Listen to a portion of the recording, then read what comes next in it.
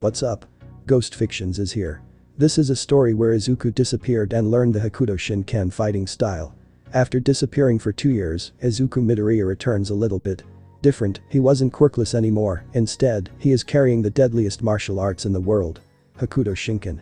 But before we start, please consider subscribe to the channel and give this video a like. Don't forget to check the description for more informations. Now, let's get into the story. That damn nerd. That was the phrase that Katsuki Bakugo, the explosive teen, most said in a day. He was mad, really mad, not because his middle school class colleagues kept pissing him off, but because someone was coming back. After 2 years missing, Bakugo received the news from his mother that Izuku Midoriya, the quirkless wonder, was coming back from wherever he went. It all started 2 years ago, where Midoriya disappeared. The first 2 days of school he missed didn't grab Katsuki's attention. The green-haired boy probably got sick. But time flies and he was already 2 weeks missing. Each day the teachers would piss Bakugo off when being asked information about Midoriya. Katsuki would answer he didn't know. And now, 2 months had passed and that nerd completely disappeared, and that start to give Katsuki a sense of worry about the quirkless wonder. Not that he worried about him, but because he was pissed off about the nerd skipping classes. Does he think he is better than me? Being able to skip classes and thinking you are all that cool, Deku. I'm going to punish that nerd so badly he is going to turn into a bloody pulp. When reaching the Midoriya household, Bakugo didn't believe the news he got. Izuku's mother, Inko Midoriya, was living by herself. Where was Deku? He was nowhere to be found. Luckily, the woman didn't know about the constant bullying Midoriya received from Katsuki and let him in and talked about him of the situation. Izuku Midoriya, the quirkless wonder, had disappeared. He ran away from home. Impossible. He wouldn't leave his own mother alone. Something obviously happened to him, but now, he was finally coming back. Mitsuki Bakugo, his mother, had received a phone call from Inko, saying that she finally found her son, and it was now time for Bakugo to make his 2-year-awaited punishment. Oi Miss Inko, where is that damn nerd? I mean, where is Deku? Bakugo screamed at the front door of the house. Akatsuki. It is nice to see you. You came here to see Izuku, right? He's already at school. What? Bakugo ran as fast as possible to Aldera Junior High, clenching his fist and entering the school gates. He was damn sure the quirkless bastard would be there, opening the door from his classroom, and there he was. Deku. Bakugo growled slowly. Sitting in the chair was a green-haired teen, with his middle school uniform sleeves completely ripped, revealing well-trained arms that would probably take a lot of effort to make, his tight uniform almost revealing bare muscles. He was now 5'9" tall. In this 2-year period, the quirkless wonder got really buff. As soon as Izuku Midoriya heard his made-up name, he turned his head towards Bakugo. His face wasn't the same. It wasn't the helpful, cinnamon roll-looking face as before. His eyes changed, his freckles still remains, his messy hair was the same, and his eyebrows were the same, but he looked differently. Somehow, his face showed a lot more bravery and something else. What the fuck happened to you? Bakugo quickly ran to his old pal and grabbed his almost ripped shirt, ready to punch him in the face and ask him all sorts of questions. And somehow, the nerd was not afraid of him. Release me. Was the words Katsuki heard, in a baddest tone that Izuku made, like he didn't even care about him. He was completely calm, his menacing eyes was something to fear, but Bakugo wasn't going to let this bullshit get the best of him. What is with that look on your face, damn it? Do you think you are actually better than me? Huh, after all these years you were missing, is this how you welcome me? Deku, you are in no place to question my welcoming. Bakugo. Bakugo. Since when did he started to call him that? His entire life he heard the quirkless bastard called him Kaken. This was it. Deku forgot him. Kaken was forgotten. He was now just Bakugo. That was it. Kaken was now pissed off. When holding on his shirt, the uniform didn't last and completely ripped alongside his entire shirt, revealing his well-built muscles. But it wasn't his muscular body that got the entire class's attention, but the 7 scars on his chest that resembled the constellation of Ursa Major. What could that mean? Whatever it was menacingly enough to force Katsuki to release Deku. What happened to you? Deku remained silent, the look on his face remained the same. He then picked another uniform that was on his bag and put it on, but they were still really tight. The class flowed as usual, except for the whispers about Izuku Midoriya. He certainly was something to talk about. His buff body and different expression in his face, his mysterious 7 scars and menacing face. All of these aspects were something Bakugo wouldn't even think to let pass. He was going to break that nerd's face today, no matter what. Class was over. Izuku was picking his things when Bakugo approached him. This time, he wouldn't be scared enough to release him. He was still quirkless. He was still Deku. Oi. Deku. Midoriya looked at him with a stern-looking face. Don't make fun of me, damn it. Katsuki grabbed Izuku's shirt once more with his left hand and with his right, prepared an explosion at his face, using the smoke of his hands to threaten Midoriya. So, Deku, you decided to disappear, didn't you? Where have you been, pal? I want to know. Tell me. As soon as Bakugo started to threaten Deku, some other classmates joined. Look at him. He is so lame he can't say anything. Cut it out, Bakugo, he will soon start to cry. Don't make me laugh. When Bakugo almost ignited one explosion, Midoriya grabbed his wrist with an extreme super speed. No one was able to see him grabbing his hand, and as soon as he did, a weird spark of blue lighting covered Bakugo's arm, and he immediately removed his hand from Midoriya's shirt. What the hell? Katsuki couldn't feel his arm, it was like it was being controlled by something else. He couldn't use his explosions, since Midoriya's power completely nullified his arm, but that was impossible. Midoriya was quirkless. He shouldn't have this type of ability. As soon as Bakugo recovered his arm, he noticed Deku already left the classroom. Whatever happened to Midoriya, he wasn't a quirkless bastard anymore. Midoriya was making his way home. He didn't even think about what happened to Katsuki, what he thought of him. His face remained completely stern. He knew that Kaken would not consider him quirkless anymore. The only real thoughts in his head was to head back home until. Heh. Aren't you a little buff for a kid? Well, that makes you an even more better hide spot. In seconds, a sludge monster freed him from the sowers and tried to grab Midoriya. However, in an instant, Izuku jumped backwards perfectly and dodged the slimy monster. Huh. You really are good at dodging, kid. But I can't allow that to happen. Each time, the sludge villain would try to grab the young man, but he failed. He was way too fast and had perfect reflexes. Nothing would grab him. This repeated itself for some seconds until our young warrior decided to do something. Izuku released a mighty scream. A blue aura flowed through his body. His muscles started to get swollen to the point his uniform ripped itself, making him completely shirtless and revealing his 7 scars. In an instant, Midoriya started to send a barrage of punches towards his enemy. Even if he was made out of slime, the pressure of his punches were able to release itself from the slimy monster. Deku stopped punching the slime monster. The last things that could be heard was the sound of the screams of the sludge criminal. However, the villain noticed something. These punches were not hurting. Not because he was made out of slime, but something else was going on. The sludge villain quickly got up and made fun of Izuku's attack. You think this hurt? Your punches are like mosquitoes. However, the reply was quite shocking. You're already dead. What? A weird energy sound could be heard from the villain's entire body. The slime on his body started to get swollen with an unknown energy, and then bam. A load of slime covered the tunnel they were in. The villain completely blew up. Even if he was made out of slime, he somehow died. 100 rending fists of the North Star.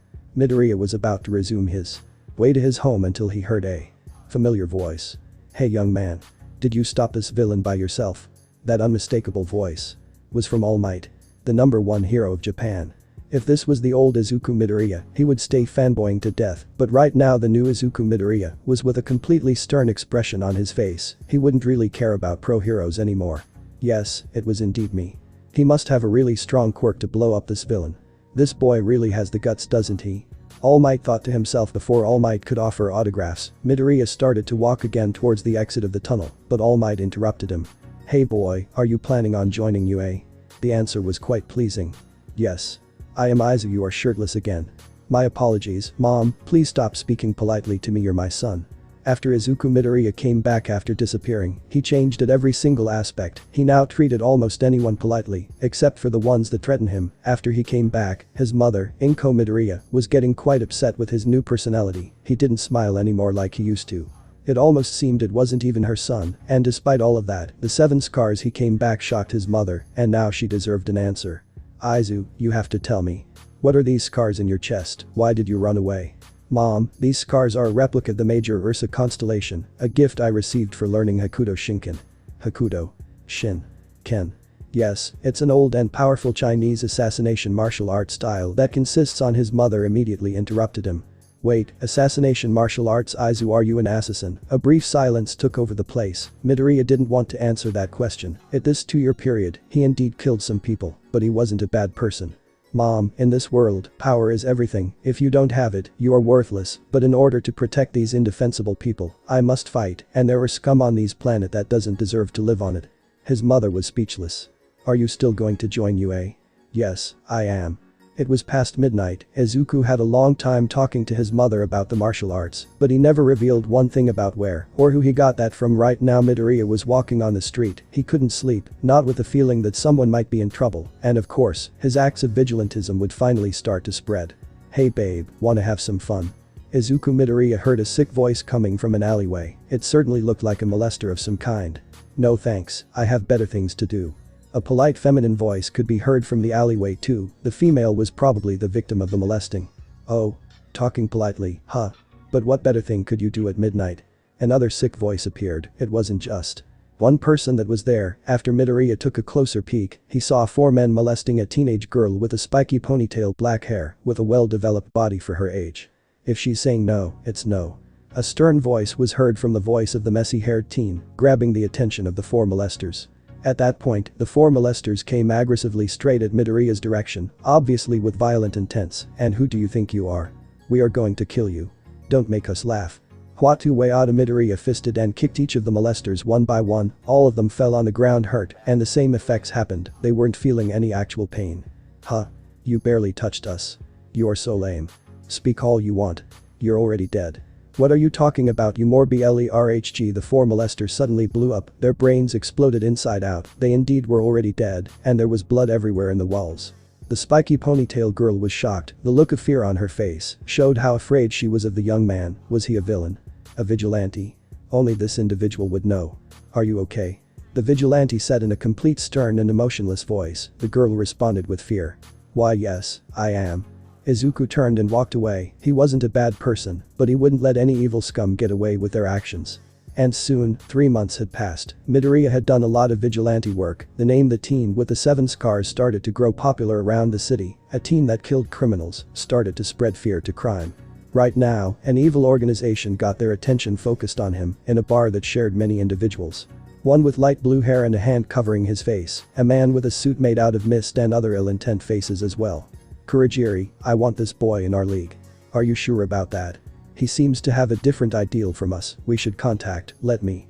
As soon as Tamura Shigaraki interrupted Kurogiri, he called his teacher. Let me guess, young Tamura, you want the boy with the 7 scars, don't you? Got the word straight out of my mouth, sensei.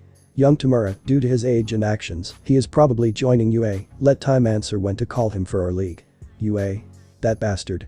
It was finally morning. Izuku woke up and got up from his bed. Day flowed as usual, the teachers asking him a lot of questions and hearing a lot of whispers of his classmates about the new vigilante being similar to Midoriya, but his reputation at school would prevent them from believing it. He had around 8 months to train and enter UA. Will he be able to keep his vigilante work alongside being a student at UA? How did he get Hokuto Shinken? We'll find out more in the future. Izu, this man with the 7 scars the news keep talking about. Is it you, Izuku Midoriya? Screaming exactly at 7 AM, right after Izuku got up from his bed.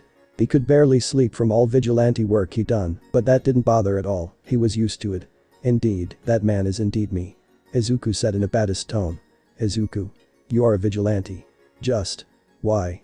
Don't worry, mom, once I become a hero, this won't be vigilante work anymore. Izu, you are killing people. Just what have you become? What happened to you in this 2-year period? My apologies, mom, I can't tell you right now, but soon you'll find out. Izuku calmly ate his breakfast and made his way to school. He was eventually going to apply to UA. The school would eventually find out about his vigilante work he had been doing lately. The news had no video recording, nor concrete images about Izuku Midoriya doing his work, so it would take more time for his vigilantism to become a problem.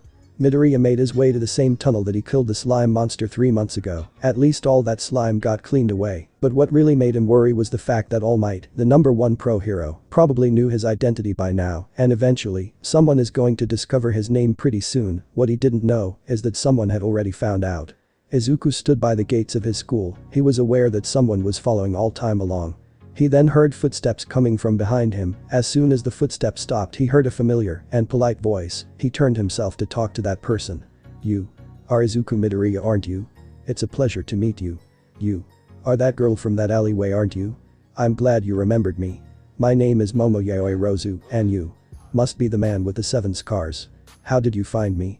That was easy. I couldn't know how the strong and brutal green-haired boy that saved me from the molesters could have been the man with the 7 scars, since I couldn't actually see those scars. But your actions started to spread, and I saw all of the criminals you've killed dying exactly the same way the green-haired vigilante did with the molesters. All of the corpses were shown on TV, but one thing that I determined myself to do was to find you. With a lot of research, I saw a post from one of the girls on your school from 3 months ago. That a green-haired teen with 7 scars looked hot in some terms. The post didn't turn viral, but I was able to find it anyway. I researched through the students of your school, one with exactly the same physical characteristics, and it was you. Izuku Midoriya, the vigilante with the 7 scars. That is quite impressive, Monsieur Eirozu, however I must ask, why did you try to find me? Because, Midoriya, I aim to be a hero at UA, and when you saved me from those molesters, or better, you brutally murdered those molesters, I knew that my first task as a hero was to stop people like you. I shouldn't be thanking you for trading 4 lives for mine. I'm sorry, but how are you going to do that? Izuku Midoriya, I got applied to UA for my great intelligence. You should have hidden your traces better. I wouldn't dare to go here by myself. In other words, this place is surrounded by policemen and pro heroes. One wrong move, and you are already dead. Very well. Izuku accepted the fact he was being arrested. He knew the place was surrounded by cops the entire time, but what most grabbed his attention was the fact All Might was there too. As soon as Momo clapped her hands, a load of cops went to Midoriya's direction. He didn't resist, and they put Izuku in the police car and drove him to the police station. Huh? Izuku Midoriya, 14 years old, male, student. And diagnosed as quirkless. A cop said while reading Midoriya's documents in the police station, this boy was quirkless. But the way this vigilante defeated many criminals couldn't be done by someone quirkless. They would have to update that. Hey kid, what is your quirk? None. Don't spill out bullshit. A quirkless person would have never be able to explode those criminals' heads. My power is not a quirk. No matter how many times the police tried to pull stuff out from the vigilante, he always spilled useless bullshit that they didn't understand, and then, they decided to call someone very special. I am here. As a police. All Might entered the office while wearing a police outfit, slamming the door and sitting on a chair in front of Midoriya. Young Midoriya, you may be able to be following the right path for making justice, but killing criminals and helping people without a license is illegal. That is why you're being arrested. But since you're a minor, you'll only be sentenced to house arrest for some time, but first, I need to talk some things with you. Go ahead. You were diagnosed as quirkless in your documents. We also checked more information about you. Have you ever received a quirk by someone else? I will repeat, my power is not a quirk, but I will answer the name you want to hear. You want to know if I ever met a man named All for One, don't you? All Might was shocked. How did he know about All for One? A power that is not a quirk. What could be going on? How did you know that name, young Midoriya? It's a very long story. Since I decided to acquire Hokuto Shinken, I learned about every single strongest people in the world. That includes you, All Might. Does this kid know about One for All? Impossible. I must go further with this research. Young Midoriya, could you please tell me how did you got that power of yours? It is not a short story. It all started when bam. A sound was heard from the front of the police station. Something blew up. No, it wasn't just a regular explosion, and all of this was being caused by a villain attack. From the top of the building in front of the police station could be seen a terrorist holding a businessman as a hostage. Be careful, heroes. One wrong move and this man is dead. Help me. I have to do something. All Might thought to himself, but when he would jump into action, he felt an extreme pain in his body. No. Not right now. Midoriya looked to All Might. He looked to the position he was in. Izuku knew for some reason he wasn't able to help that person. The pros were struggling to try to convince the terrorist to release the hostage. But it was no use. Ugh, young Midoriya. What are you doing? Midoriya quickly walked towards the entrance of the building. He entered the front door and ran inside the building. He had quickly vanished through all of the reporters and pro heroes surrounding the area. Hey. I just saw someone entering the building. The criminal screamed through the rooftop. Hey partner, what happened to that guy that just entered? The terrorist asked his teammates through a communicator in his ear. Ugh.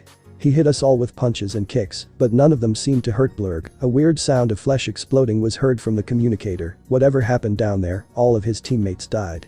As soon as he tried to escape the building, he heard a sound at the door of the rooftop staircase slam. He then turned to see Izuku Midoriya looking at him straight in the eye. Release the man. Like I would. Then your fate is sealed. Izuku started to walk towards the terrorist's direction. The criminal soon started to get frightened. Hey. If you come closer, this man will die. Don't you hear? Izuku didn't even respond and remained walking towards the man. Are you deaf or something? I said, this man is going to die. When the criminal aimed his gun at the victim, Izuku suddenly appeared in front of him and grabbed his hand, forcing him to release the gun. What's wrong? Didn't you say you would kill this man? Izuku said in a baddest tone. Eek. Release me, you dumbass. Too bad.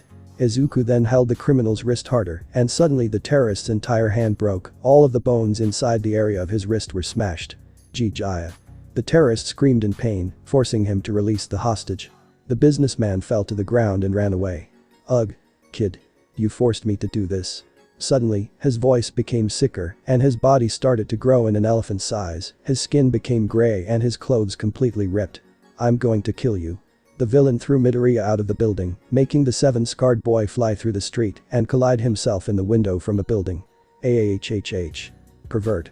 A woman taking a shower saw Midoriya fly into her bathroom, the window and the wall were completely broken, and she was naked, of course. Izuku slowly got to his feet again and apologized. My apologies, ma'am.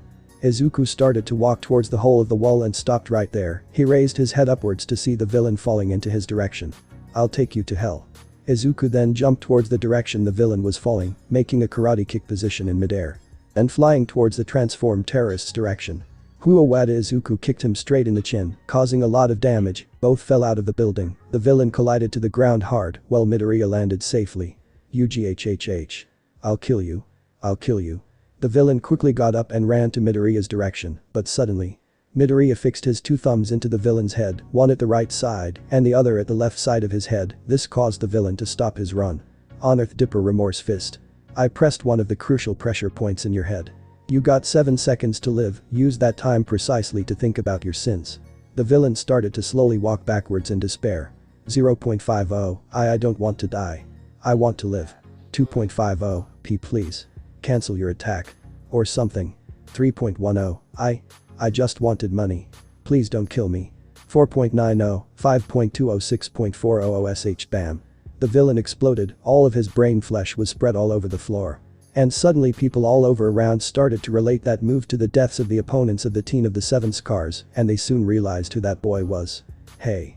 The man with the 7 scars just saved the day. He is a vigilante. But that was such a great work. What are we waiting for? Soon all of the citizens surrounding the area started to clap their hands, like they were celebrating a pro defeating a hero. Right now, Izuku Midoriya looked and felt exactly like a true hero at the moment, but the true hero surrounded him, ready to arrest the teen. Don't move, vigilante. We're here to arrest you, stop it, he is no evil, let me talk to him. All Might walked towards Midoriya and complimented him for defeating the villain. Young Midoriya, what you done today might not be considered heroic by certain points of view, but to me, you acted like a pro back there. You really inspired me. However, we must continue our talk, shall we? Very well. Izuku entered the police station once more and continued his talk with All Might. How did Izuku Midoriya acquire Hokuto Shinken? Will he be able to continue his vigilante work? Let's find out. All Might and Izuku Midoriya continued their talk at the police station. It was getting dark outside. All Might would ask any kind of question to Midoriya and he would simply answer with no hesitation. Then, the number one hero decided to answer this question. So, young Midoriya, how did you acquire this? Hokuto Shinken. Fine, I'll answer it. You may not believe in this entire story, but this is the truth. Go ahead, young man. So. It all started when. All Might. We have serious trouble. A cop opened the door and cried at All Might, interrupting Izuku. Huh? What do you mean? Over a destroyed bank that was blown up by bombs, was in numerous terrorists surrounding the area. It seems that there was going to be a mass robbery in the location. All Might. Good thing you came. A cop protecting the area said to the number one hero. It seems that Flamethrower King started a robbery at the bank. He already killed 5 hostages. What? Impossible. This bastard. Young Midoriya, as long as I admire your strength, I cannot let you interfere with this fight. It is too dangerous. Sir officer, make sure this young man doesn't leave this place. Yes, sir. All Might jumped off to the building and landed inside, exploding the front gate and saying his catchphrase. I am here. As soon as All Might would make another jump to knock out the terrorists, he felt something get out of the floor. It was a trap. A claw freed itself from the ground and grabbed his stomach injury and wrapping itself around All Might's body, immobilizing him. They somehow knew he had that scar. That made him feel really painful, forcing him to fall to the ground almost defeated. Well, isn't it the number one hero?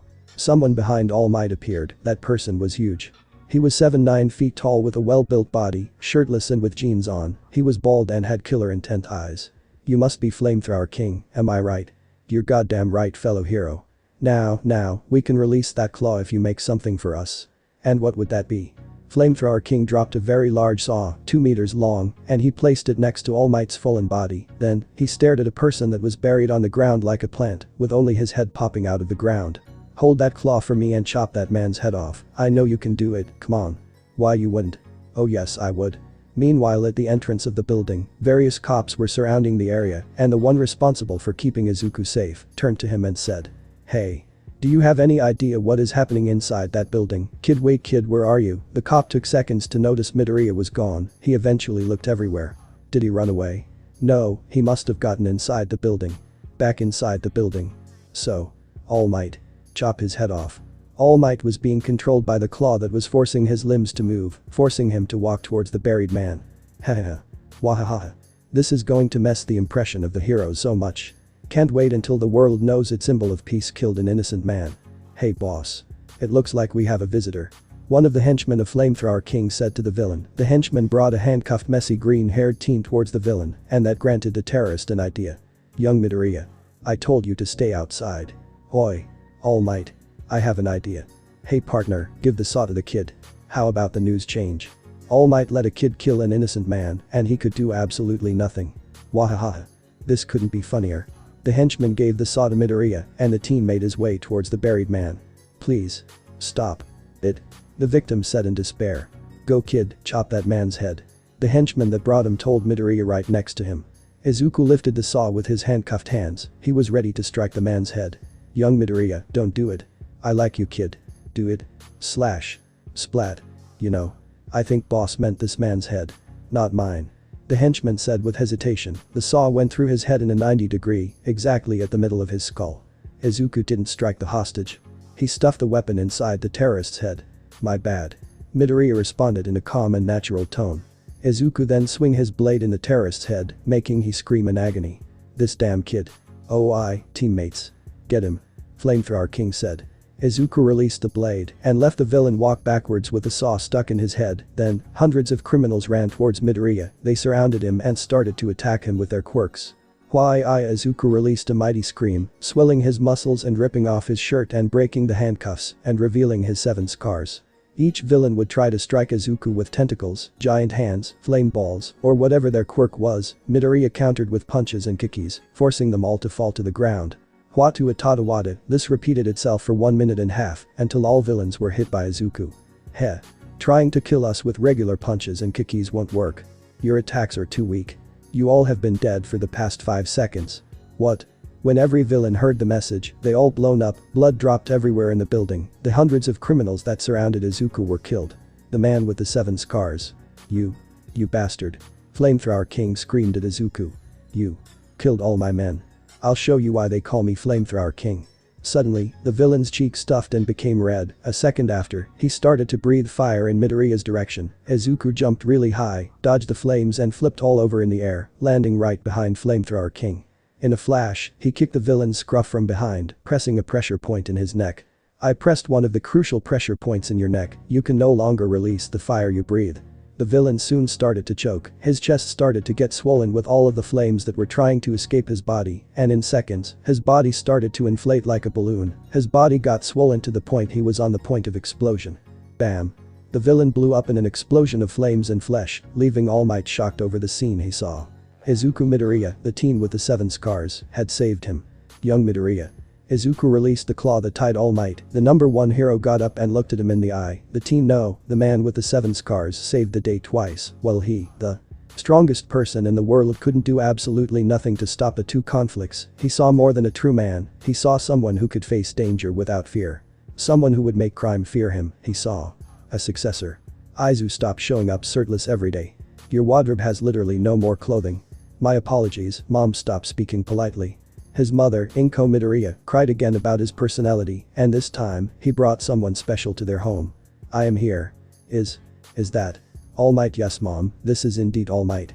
WWW, what is he doing here, Miss Midoriya? Sorry for the invasion. But I have something to tell your son. And he insisted I tell you. And what is it? You see. 2 years ago I received an injury that limited my power, and now I only have a limit of 3 hours to keep working as a hero daily. But what I wanted to tell you is that my quirk, One for All, consists in passing down for generations, and I see that your son is worthy enough for me to pass it down to him. I can't deny that offer, Mom. But, I mean. He killed many people. Isn't this unfair, Miss Midoriya? Young Midoriya saved my reputation 2 times in a row. He stopped 2 terrorist attacks in a day. Wait, what, Izuku? How many vigilante work are you doing a day? So, am I allowed to pass down my power to your son? Oh. You came, young Midoriya. Ready to start your training basis. All Might said in his skinny form. He had shown it to Izuku a few days earlier. Before Izuku joined UA, All Might was going to pass down one for all to him, and for that, he was supposed to make him a decent vessel. They had only 4 months left. Both were at Dagaba Beach. A load of trash were spread around it. People discarded trash every day in the dirty sand of the place, but Izuku and All Might had some special training to do here. Young Midoriya. In order for you to inherit my power, you must become a decent vessel. In other words, you must become physically stronger. As if he wasn't already. Now, let's start. Try to move that fridge over there. Very well, Izuku responded. Midoriya walked towards the fridge, then, instead of picking the fridge. Holy shit. All Might jumped to his muscular form in surprise. Izuku Midoriya, lifting an entire car at once, made his way holding the old and broken car towards All Might. He couldn't believe what he was seeing. Boy. I underestimated you. It is like. You are already a vessel. All Might, in order to achieve Hokuto Shinken, I trained both physically and mentally. My training was way harsher than this one. Talking about this Hokuto Shinken, young Midoriya. You still haven't answered me how you got it. I would rather tell you everything when I get to UA. Right now I should focus on achieving this one for all power. Very well, young man. In just 5 days, the beach was completely clean. Izuku worked hard, but he almost didn't effort himself. He was already strong enough to lift 9 tons with a bit of effort. Izuku was standing at a completely clean beach, waiting for All Might's return. He then heard an unfamiliar voice and turned to see who was talking to him. Hey. Was it you who cleaned this entire beach? He stared at a tall girl with long and blue hair. She was in an interesting position that consisted in making her face be 6 inches apart from Izuku. She had a curious face, like she would ask him all sorts of questions. Yes, it was indeed me. Izuku said in a half-serious tone. Wow. Amazing. You must be really strong, isn't it? Are you aiming for UA? Hey, nice body. I wonder if you have a muscular type quirk. The girl indeed asked him all sorts of questions, but Izuku flashed back to memory of him studying the strongest people in the world and discovered who the girl was. Are you Nijire Hato from the big 3 of UA High? Whoa. How did you guess? Do you have a mind-reading quirk? Can you tell what I'm thinking right now? The girl was a bit annoying. He decided not share any more information with her. Hey, young Mito PPPFT, who's that? Young man. All Might arrived in his skinny form. Young Mito. Nijire turned her face to see a skinny old man looking at Midoriya. She rapidly turned her face towards Izuku again. Your name is Mito. What a cute name. Say, are you this old man's secret love child? Is that Nijire Hato from the big 3? Impossible. What is she doing in here? This is bad. Now would be the moment I pass down my quirk to young Midoriya. She can't find out about this. All Might thought to himself. So, young Midoriya. Can we talk in particular for a moment? Toshinori Yagi said in attempt of dragging the girl away, but it was impossible. This only made her even more curious. This repeated itself for 5 minutes until All Might gave up and messaged Midoriya in his phone. I'll become a teacher at UA High. I'll give you my quirk when you complete the entrance exams. It seems that you are calling the attention of the public, so it is better you make the exams with your Hokuto Shinken. All Might left, leaving Izuku and Nijire alone. Hey, did that old man message you just now? Where is he? Did he disappear? Izuku used his speed to get out of that place as fast as he could. Or no, he just walked away silently and hid himself from the curious girl. Nijire Hato's expression turned from curious to stern and serious. She then placed her fingers in her ear, activating the communicator device in her ear. Sir Night-Eye, it seems that the man with the 7 scars got away. Good Nijire, now tell me, did you uncover anything about him? Is he aiming to join UA? Sorry sir, but I just discovered that he has some sort of relation with All Might. He was looking exactly as you told me about his skinny form. Sir Night-Eye turned off his communicator and started to brainstorm and connect the dots.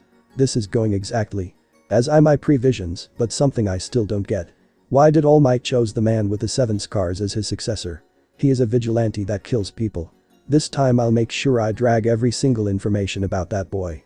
Mirio, I have a mission for you. Night-Eye said, and soon, a tall and buff boy, blonde hair and blue eyes showed up. Yes sir Night-Eye. Deku. A word crossed the mind of a spiky blonde boy. He was just as angry as the other days, but one word that wouldn't leave his head was the made-up name of his childhood friend. It meant useless, but now, when he returned, he didn't look like Deku anymore. Katsuki Bakugo was now experiencing something new, a new sensation, not only from defeat, but something he would never admit having. He missed the old Deku. He missed the way Izuku Midoriya considered the explosive teen his friend, even after he blew the crap out of him. The way he was weak but still kept a smile on his face. You are in no place of questioning my welcoming, Bakugo. These words hit him like a rock. Not only Deku was harsh, but calling him Bakugo made the teen feel like He lost a friend, not any friend, but his only friend. Katsuki was walking down the streets when he saw someone familiar, and there he was. Izuku Midoriya, wearing a tight t-shirt and jeans. Oi. Deku. Izuku stopped walking and turned to Katsuki. He remained silent, like he was demanding an answer with only a stern face. I want to know the answer. What happened to you these 2 years you disappeared, god damn it. Nothing that you need to know. Nothing. Nothing. You suddenly gained a quirk and became strong as hell, and don't think I don't know about your vigilante work. You stopped many incidents all by yourself. I deserve to know this. I'm your best friend. No, you're not. Now Katsuki Bakugo was certain Izuku Midoriya didn't consider him his friend anymore. He not only became physically stronger when disappearing, but also mentally stronger. Oi, Deku. At least answer me this. Are you going to enter UA? Yes, I am. Bakugo hid his smile. At least he would now show that nerd what better hero than him he would become in the future. Izuku was now his rival, and he would totally surpass him, no matter how strong Izuku would get. Meanwhile at a hospital bed was laid a tall bald man that showed no eyes, his face was inexistent, only his mouth prevailed. He was checking a TV with the news showing the latest broadcast. So about the man with the 7 scars, it seems that this vigilante saved All Might from a fight against terrorists. You know he would make for a great hero. The newswoman said. This made All For One interested even more in the boy. Izuku Midoriya. You're not the same boy I defeated 1 year ago. You must have gotten stronger. I hope I will now convince you to cooperate with the League of Villains. Hokuto Shinken.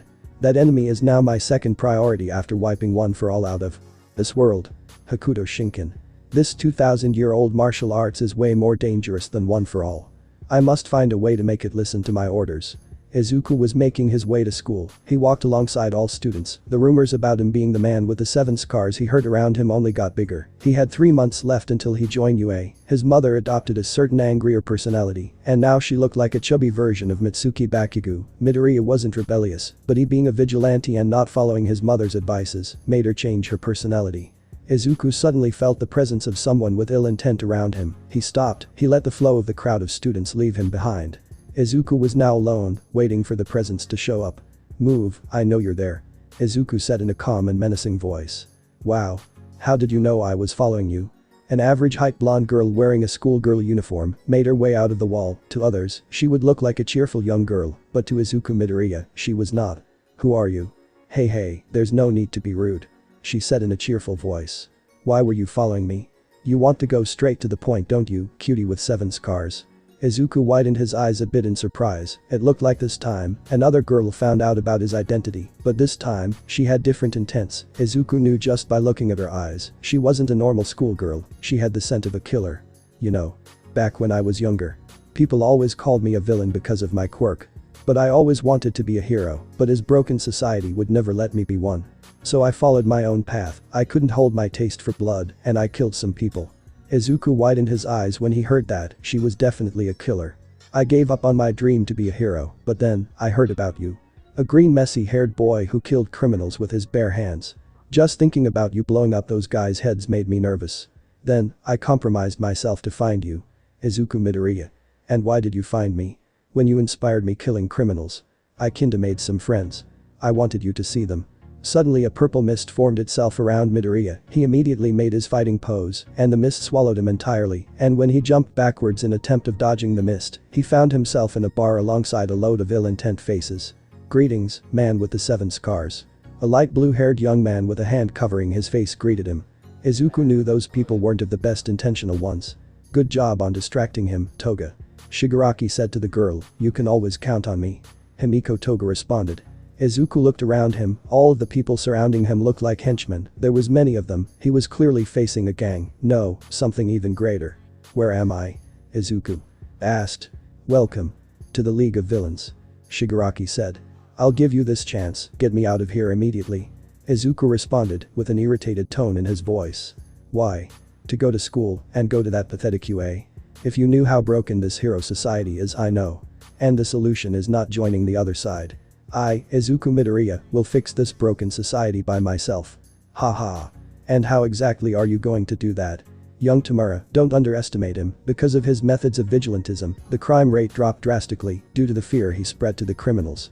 I say it is better we let him go, or else we will have to deal. Kurogiri was interrupted by Tamura. I know, and that is exactly what I am going to do. Kurogiri, get the Nomu. Yes sir. Izuku prepared his martial arts pose to initiate the fight. With a serious face, he started at Shigaraki, Kurogiri, then pressed a button in his pocket, and the wall of drinks at the bar opened like a door, and a lab was revealed, with several artificial beings being created, and one walking towards Izuku. It was black, muscular, and had a beak. With his brain exposed. "Hey, man with the 7 scars, say hello to my little friend. This is Nomu, it is an artificial being that is made to fight All Might on his 100%. What chance do you have against it?" Tamura grinned a bit. "Hey, Izuku Midoriya is your name, isn't it? Let us play a little game, Midoriya. If you win, I let you out of here, but if you lose, you'll become a great slave." "No thanks, I'll play it for your lives instead." "Ho ho. Now that's the spirit. Kill him, Nomu."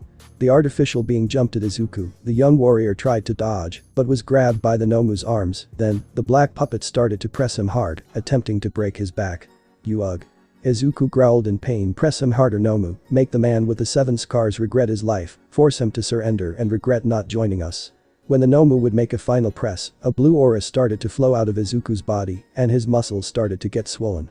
When Izuku finished his scream, he released himself from the Nomu's arms and started to flow a barrage of punches on the Nomu. This time, they were way faster than usual, meaning Izuku was showing even more power than before. Away at 100 rending fists of the North Star. The Nomu fell to the ground as a consequence of all of the punches it received, but then, it got up like nothing happened. "You utter fool. This Nomu was produced to be even stronger than All Might. Your attacks will have no effect on it."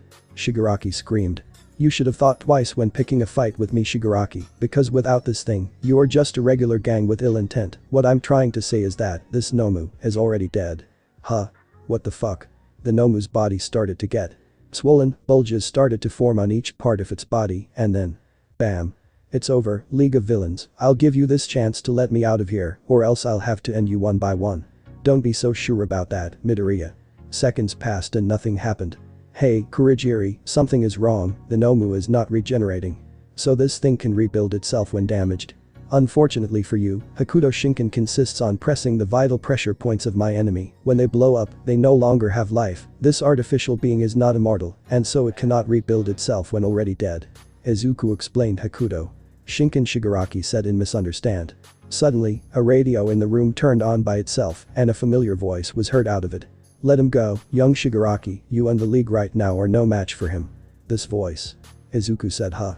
What are you talking about, sensei? You said you also wanted him in our league." "Izuku Midoriya, if you are hearing this, I'm sure you already recognized me. Right now, I'm sure you are not joining us, but soon, young Midoriya, you'll understand how wrong you are. It doesn't matter how many battle experience you have. I have more than 200 years of battle experience, and I chose the side, the real and correct side of society. You will eventually understand how foolish you are and you'll soon join us. Back 1 year ago when I defeated you, I made you understand how wrong this hero society is, and you didn't give in. How pathetic. And of course, I would kindly accept your offer of this chance and release you. Kurogiri, do your business." When the radio was turned off, Midoriya was covered in a purple mist, and this time, he didn't resist. He was sent back to where he was, exactly at the entrance of middle school. He was going to get in trouble due to the fact he was late. Kurogiri and Toga were expecting Shigaraki to be pissed about the Nomu being killed by a brat, but instead, he had a sick smile on his face. "What are you planning, young Tamura?" "Kurogiri, I made a mistake when saving this Nomu to attack All Might. This guy fought sensei and got away alive. This time, we'll work on a Nomu specialized to kill him, Izuku Midoriya. We'll make an artificial being strong enough to defeat this Hokuto Shinken. But we have little information about this quirk. Don't be a fool, Kurogiri, sensei must know about this. I'm going to ask for his assistance in order to create the perfect Nomu. Class is over, you're dismissed." The teacher said. Izuku packed his things and left. Good thing he brought 2 shirts. His shirt and school bag was ripped during his power up against a Nomu. When reaching a nearby street, someone stopped him. "Hey, your name is Izuku Midoriya, isn't it?" A tall and buff blonde boy, wearing a hero costume that had a cape and the number 1,000,000 written on the suit's chest. Was he a hero? No, not yet. Izuku recognized the face, just like he did with Najire. It was someone from the Big Three, and this time, it was no one other than Mirio Tagata. AKA, Lemillion. "Yes, that is me." Izuku responded. "Well, Izuku Midoriya, I have been searching for you. My boss wanted to see you, so could you please come with me?" Izuku Midoriya looked into Mirio's hero suit. Was he patrolling? No, something else was going on. If he was looking for him, he must have prepared himself for combat. His boss must have somehow calculated precisely that a combat situation would be possible. Maybe Mirio would try to arrest him by immobilizing him. He needed to get more information. What does your boss want with me? Actually, he just said he wanted to see you personally. I didn't get much information why, but he sent me here anyways. Izuku stared at the older teen's eyes precisely. He was telling the truth, there was no denying it, but Izuku would still drag more information about the soon-to-be hero. How did you know my name? Oh, that's because he gave me a photo of you, your name, and your school. Right now Izuku looked at Mirio's eyes with a serious face. Midoriya knew it, since he met up with the blonde hero that they were going to fight.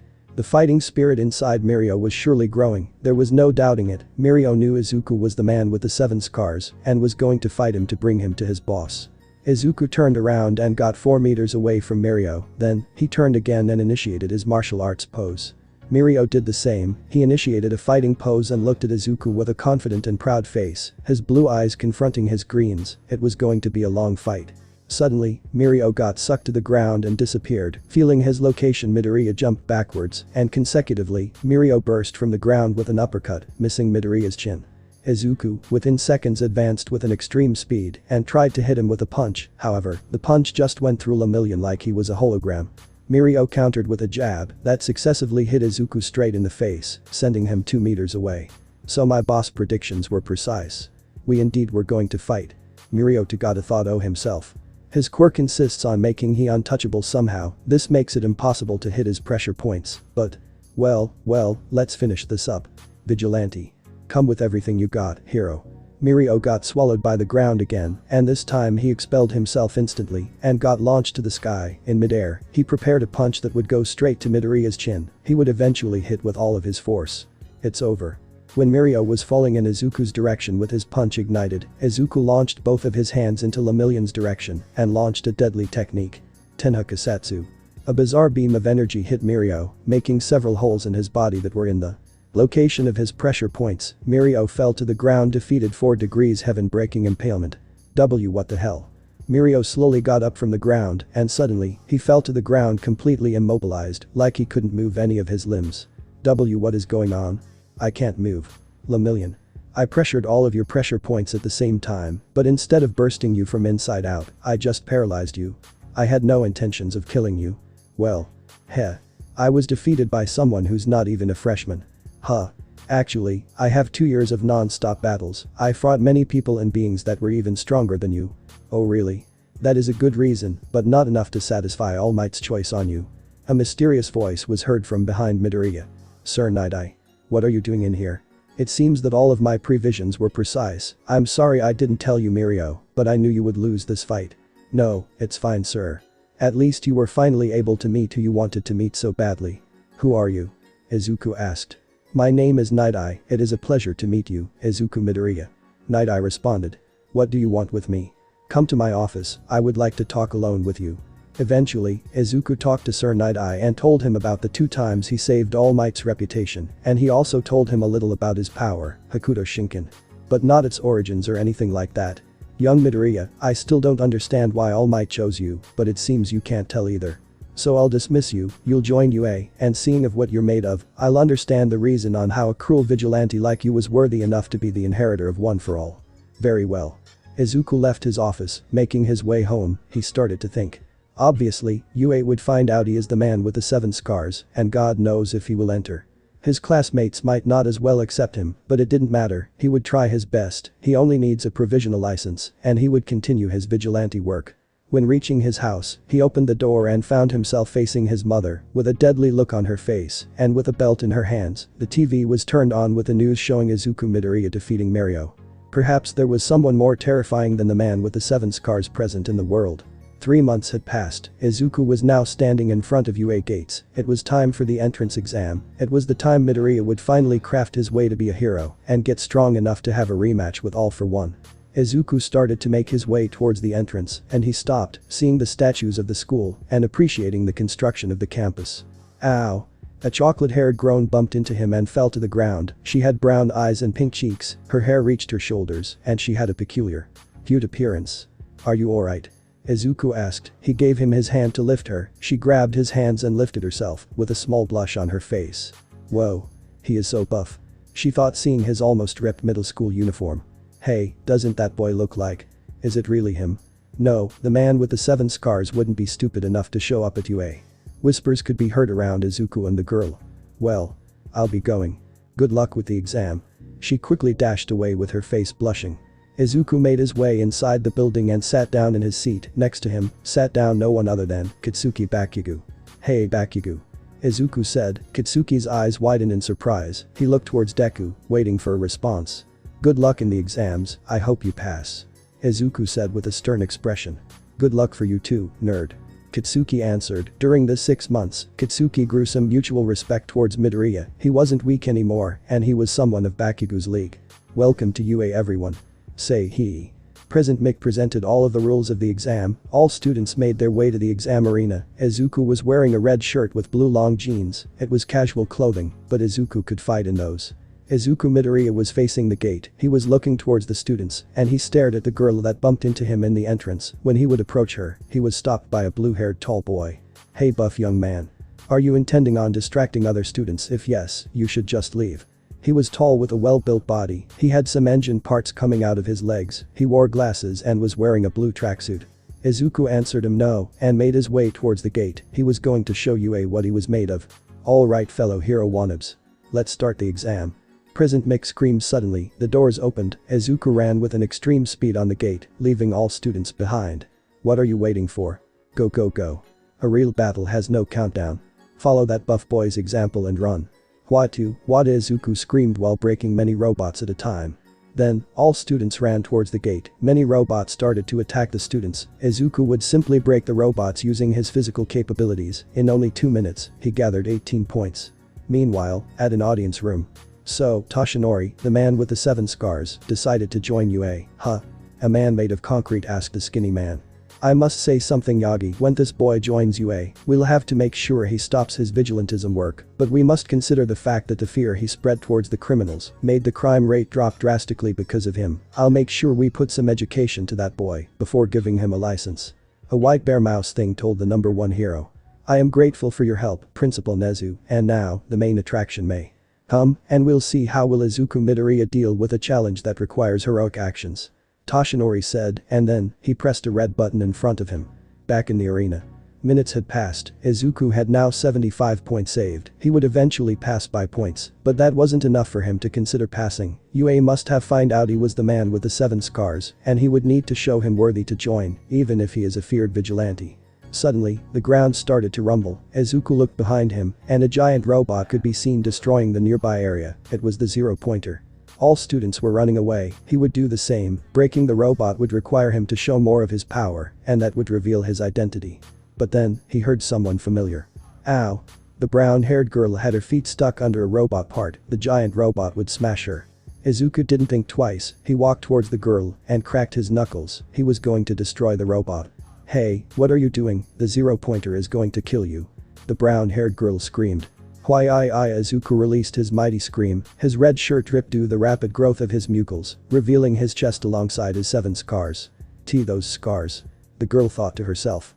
Izuku, then, jumped with all of his physical power. In midair, he made his karate kick pose and flew towards the 0-pointer's body. His jump was sufficient to make a precise shot at the 0-pointer. Izuku then collided his kick in the robot, making a hole in his chest. The robot retreated in recoil. While Izuku was falling, he started to release a barrage of punches during his fall. The closer Izuku got to the ground, the faster his punches were, and when he landed, the 0-pointer couldn't hold the consecutive damage and exploded. Boom. This was the sound the entire exam heard. Someone blew up the 0-pointer. The girl couldn't believe what she saw. The man with the 7 scars had saved her. Izuku walked towards her and lifted the robot that was on her with extreme ease. His otherworldly strength surprised all the students around him. They were afraid. They witnessed the power of the man of the 7 scars. They saw how powerful he was. Are you okay? Izuku asked the brown-haired girl. Why yeah. I am totally fine. She said in a timid and cheerful voice. The brown-haired girl got up with a bit of trouble. She then moved away from him in a bit of fear. Izuku made his way to the entrance. He knew it. He did enough to show he was not a mindless killer, but he reset all of his points. Even if he didn't make it to UA, he at least proved that he was someone worthy. Maybe he would have better luck next time. Hey you. Izuku heard many voices. A bunch of reporters surrounded him asking him a load of questions. Some student must have let the information spread about him, and now he had to deal with this. Before the reporters could ask any more questions, Izuku jumped, made a flip in the air, flew above all the press media, and landed perfectly. Then, he ran as fast as he could to dodge all the media. Izuku was getting scolded by his mother at his house. He was forced to clean the house and the dishes. Certainly, she became the most scary being on the planet. It was when Inko heard a knock on the door. "Izu, I'm going to attend the door. Don't you dare to move from that spot." "Sure thing, Mom." Inko went to the door and immediately she returned with an envelope on her hands. Izu. It's here." Izuku grabbed the envelope and brought it to his room, sitting on his chair and putting the envelope on his desk. He ripped the paper, releasing a hologram. The hologram showed All Might on it. "Young Midoriya, despite being a vigilante, you always strive to follow the path of justice, and you made a perfect representation of what a hero should be.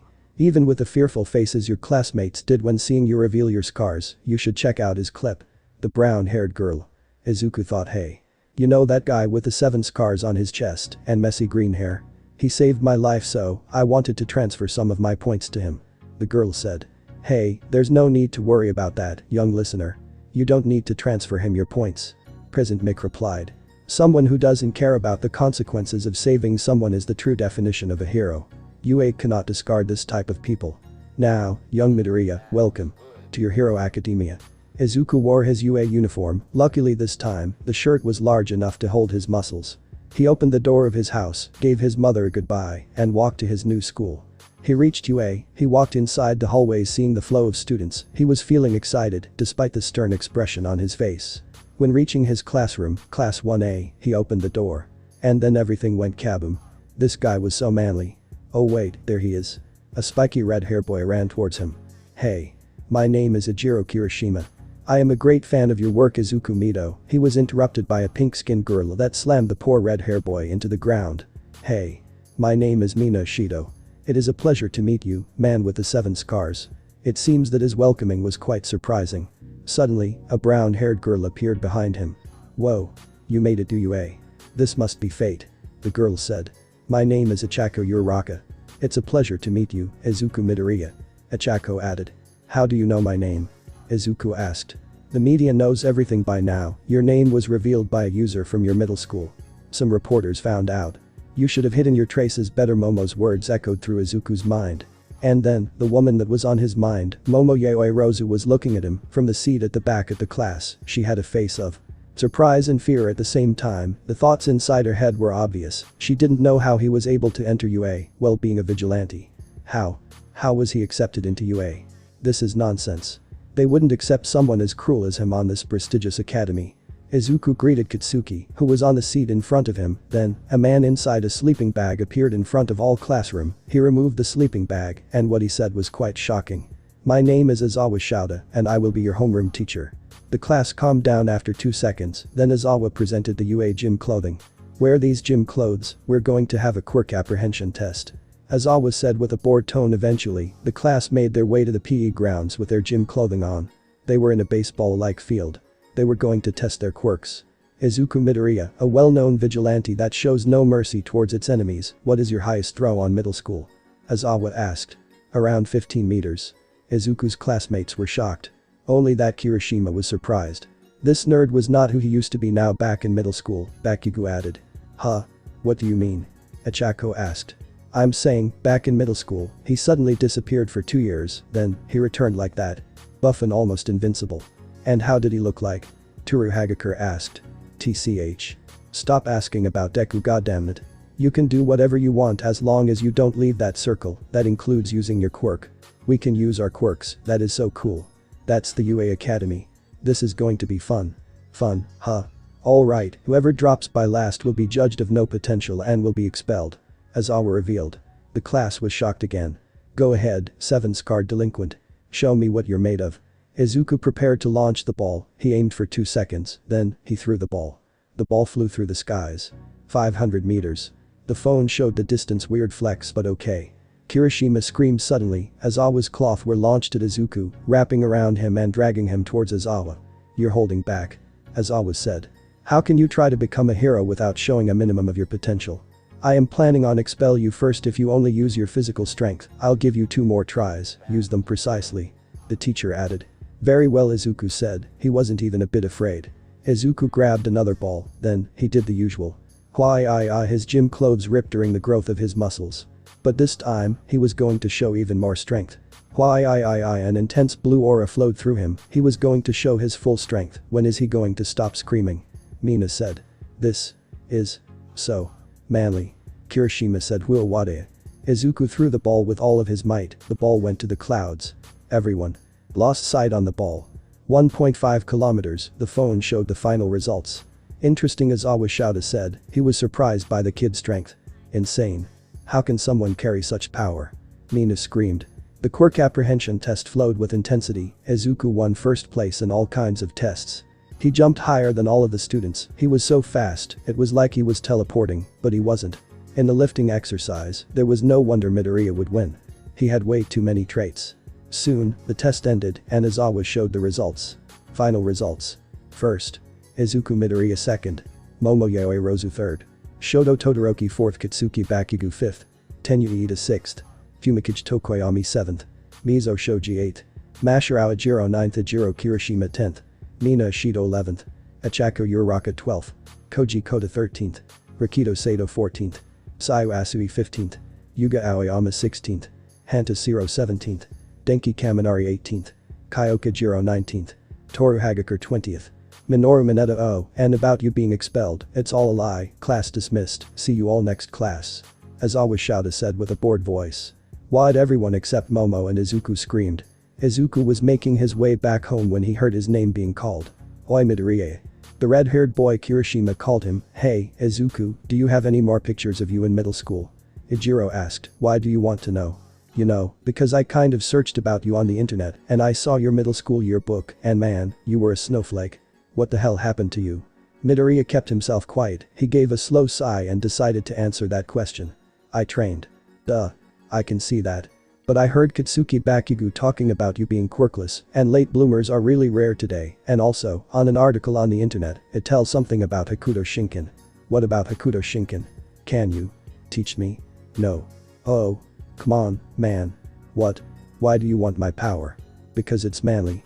You don't get these scars simply because it's manly. Well, you're right, but if I prove myself worthy, will you pass it down to me? Who knows?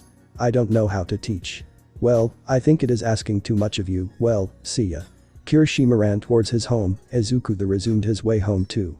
Izuku was walking towards his house, he opened the door and had a surprise. All Might. Young Midoriya. We were expecting you. All Might was talking to his mother, waiting for Izuku's return. Midoriya then asked why was he here, and he answered. Young Midoriya, remember about One for All? Izuku's eyes widened. What about it? It's my time to pass it down to you. Now. Eat this. So, young Midoriya, have you swallowed the hair? All Might said, in a very proud voice. I guess, but I don't feel any different at all. Izuku responded. All Might explained to him how One for All worked and told him that it would take some time for him to activate the inherited quirk. Then, All Might left, saying he will be seeing him at school the next day. Izuku then made his way out of his house and made his way to a vending machine to get a drink. Hot day outside, isn't it, freshman? Izuku heard a voice and turned himself behind. He then saw Mirio Tagada in hero suit again. Izuku almost thought he wanted to spare again. Nice to see you, Mirio. What are you doing in your hero suit? Izuku asked Tagada. Oh, me? I'm patrolling. But I came here to ask you something. And what would that be? Let's go patrolling. I asked the principal if I could invite you and he said yes. Mirio said with an excited voice, like a child would do. Very well. Izuku responded. The two kept patrolling for some time, they'd done some community work and helped some people along the way, but no criminals were involved in the situation, until now. Hey Midoriya, why is the air pink? Miro asked. The environment around him started to slowly change, the scenery started to be spread with a pink mist. Hey. Looks like there are some heroes patrolling, huh? A mysterious male voice said. Who are you? What do you want? Mirio, without being able to see the individual, asked. Oh, getting straight to the point. Have you ever heard about the hero killer Stain? Well, we can say I do the same things as him, but we have different ideals. And what is that supposed to mean? I recently learned that the man with the 7 scars got into UA, and that is unacceptable. I was hoping he would get arrested for being a vigilante so I could leave him alone, but before he gets his provisional license, I must kill him. And I hope you don't interfere, because the poison must have already gotten inside you. What the? Suddenly Mirio and Izuku fell to the ground weakened. It was like they were getting weaker and weaker, and then, they couldn't even get up. Then, a figure could be seen in the mist, approaching the two. You must be the man with the 7 scars, don't you? The man was tall and had a buff body, wearing a hoodie, jeans, and a motorcycle helmet. Izuku didn't respond him, and then, the poisonous man made his way to Midoriya, crouched down and looked to Izuku in the face. The feared vigilantes killed during a community work, huh? How pathetic, I'm going to enjoy making a victim out of you. You must be Pink Mist, the one who kills heroes in their most casual moments. Mirio said. This is unforgivable. Izuku Midoriya started to get infuriated. Heh. You are going to die in 5 minutes, anyway. Your body is already weakened because of my poisonous gas. What the hell can you do? Suddenly, with insane speed, Izuku struck his 2 fingers in the villain's forehead, breaking through the helmet and revealing his face, bald with no eyebrows. While placing his 2 fingers in the villain's forehead, Mirio saw a true gruesome moment. The victim's skeleton exploded out of his body, blood lied everywhere. Pink Mist became another unfortunate victim of the man with the 7 scars. He circumflexed Iris's bone-crushing fist. The mist initially faded out, only with the villain's exploded corpse stayed on the ground. Izuku slowly got up and held Mirio, and then, they saw a familiar figure approaching them. It looks like my prevision worked, you were indeed going to confront Pink Mist. Sir Night-Eye. Mirio called. Kuroko, hand him over the antidote needle. Yes, sir. A blue-skinned girl appeared. She instantly gave Mirio a needle, and hesitated a bit when trying to give Midoriya a needle. She was blushing a bit, and she was obviously scared. She successively gave him the needle. Izuku noticed a look of fear in her face. Sorry, did you have trouble handing these over for me? I apologize. Izuku said with a true gentleman voice. He. Is such a gentleman. Kuroko thought, blushing completely when looking at him. Izuku inserted the needle in his arm, feeling the poison get weaker by the second. Mirio did the same thing. So, Izuku Midoriya, it seems that everything went according to my predictions. This man would become another victim of Hokuto Shinken. Sir Night-Eye said, looking at Izuku with a serious face. So you can predict things. A useful quirk indeed. Izuku added. Yes, and I must say the battle isn't over yet. Izuku, from now on you should always prepare to fight. You will possibly be the most tagged person of all Japan. A powerful and feared vigilante will be targeted by many killers, and your identity was already exposed, so you better watch out. I am always ready, Sir Night-Eye. Since 2 years ago, I joined an unstoppable battle fever. I am used to these types of situation. Izuku responded. Good, we'll see each other in the future, man with the 7 scars.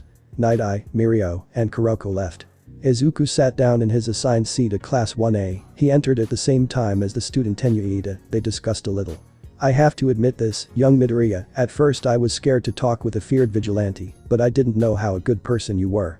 Forgive me for my preconception of your personality. Don't worry about it, Iida. Soon, all students from Class 1A gathered themselves. It seems that Izuku was getting quite popular in his class. He should have felt great, but he wasn't feeling that way. To Izuku, being popular means having a great number of friends, and for that reason, he still didn't consider anyone from Class 1A his friend. The word friend reminded him of them. While waiting for their homeroom teacher, Achako Uraraka, the brown-haired girl, approached Izuku. Hey. What is with that sorrow face of yours? Uraraka asked. Nothing. Izuku responded in a serious tone. Right behind him, someone was watching him, a half-red and white-haired teen, looked towards Izuku. He recognized those types of eyes. Those were the eyes of someone who had been under great trauma, he knew that. Better than anyone on Class 1A. Those eyes. I heard from Bakugo that Midoriya disappeared for around 2 years, and before that, he was a quirkless weakling. Something must have happened in those 2 years, something that made him strong enough to save All Might twice. I am going to find out what happened to him, and I am going to surpass you, Izuku Midoriya. Shoto Todoroki thought to himself.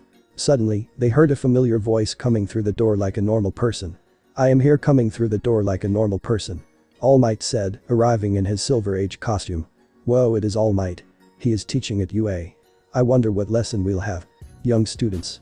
Today we are going to have a special lesson, combat training, that is. The students and All Might made their way to Ground Beta, where they put on their hero costumes. Izuku's hero costume was a blue jacket that covered a red shirt, alongside a jeans and brown shoes. Midoriya, I think those are casual clothing, Kiro. Tsuyu said. I think you misunderstood the point, Asui. His costume is made to have his shirt ripped. Because it is manly. Kirishima responded. Oh, showing off, huh, Midoriya, and please call me Tsu. Okay, sorry. Kirishima apologized. Alright, enough talk, young people. Let's present the teams. Team A. Izuku Midoriya and Katsuki Bakugo. Team B. Shoto Todoroki and Ejiro Kirishima. Team C. Minoru Mineta and Denki Kaminari. Team D. Momoyaoi Rozu and Yuga Aoyama. Team E. Mashirao Jiro and Mizo Shoji. Team F. Tsuyu Asui and Fumikage Tokoyami. Team G. Rikido Sato and Koji Koda. Team H.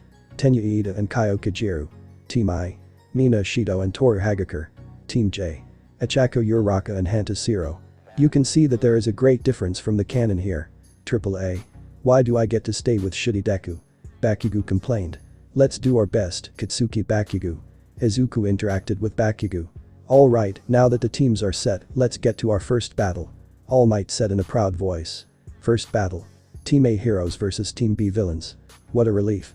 They already made the strongest face the strongest. Mineta said in relief. Alright, Team B has 5 minutes to hide the bomb and form a plan, then, the battle will start. And soon, 5 minutes passed, Izuku and Katsuki made their way inside the building. They stopped in one of the corridors to analyze the situation. Listen up, Deku, I'm not going to cooperate, and I don't need your help. I can beat Weird Hair in half and half on my own. You list. Hey, where did you go? Katsuki screamed. He didn't notice Deku had already parted himself to combat. Izuku was on the stairs, he made his way to the second floor, and when he got there, he stopped. I'm feeling a great flow of Tenkai coming from that room. This intense aura must be from Kirishima. He sure is energetic, he is completely still, he must be protecting the bomb. Izuku thought to himself, and before he could make his way to the room, a mountain of ice covered Izuku all of a sudden, immobilizing him entirely.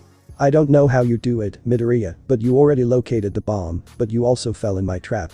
I must say you got close, but the battle is over, now I just have to take care of Bakugo, and before Shoto could finish, he started hearing a familiar noise coming from the pile of ice. What is this sound? It's like I'm hearing a lot of atatatatas. Then, the sound got louder and louder, until he could clearly hear what was going on. Atatatatatatatatata.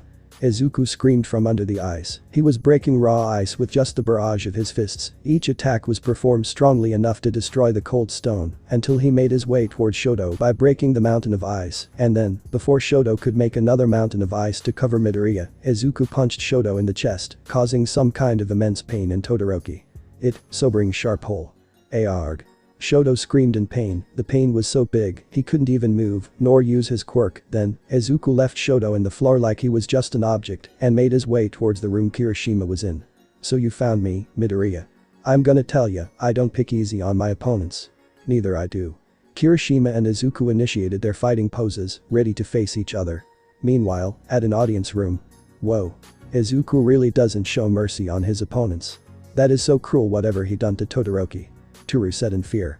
Actually, he must have used his quirk on Todoroki. I can barely consider that mercy, but if he wasn't showing mercy, his injuries could have become even worse. Tenya commented. A cruel but merciful act indeed. Momo said, with a tone of fear. Back in the battlefield. Izuku and Ejiro ran towards each other at the same time. Kirishima tried to strike Izuku's chin with his elbow, but Izuku dodged a hit by crouching down, and trying to strike Kirishima's chest, was dodged easily by the reflexes of the red hair. Next, Ejiro activated his hardening quirk while he gathered distance from the young warrior. Eventually, Izuku suddenly appeared behind him, but Kirishima's reflexes were strong enough to try to counter Izuku. However, his attack was futile as Midoriya's reflexes were even higher. Atatatatata.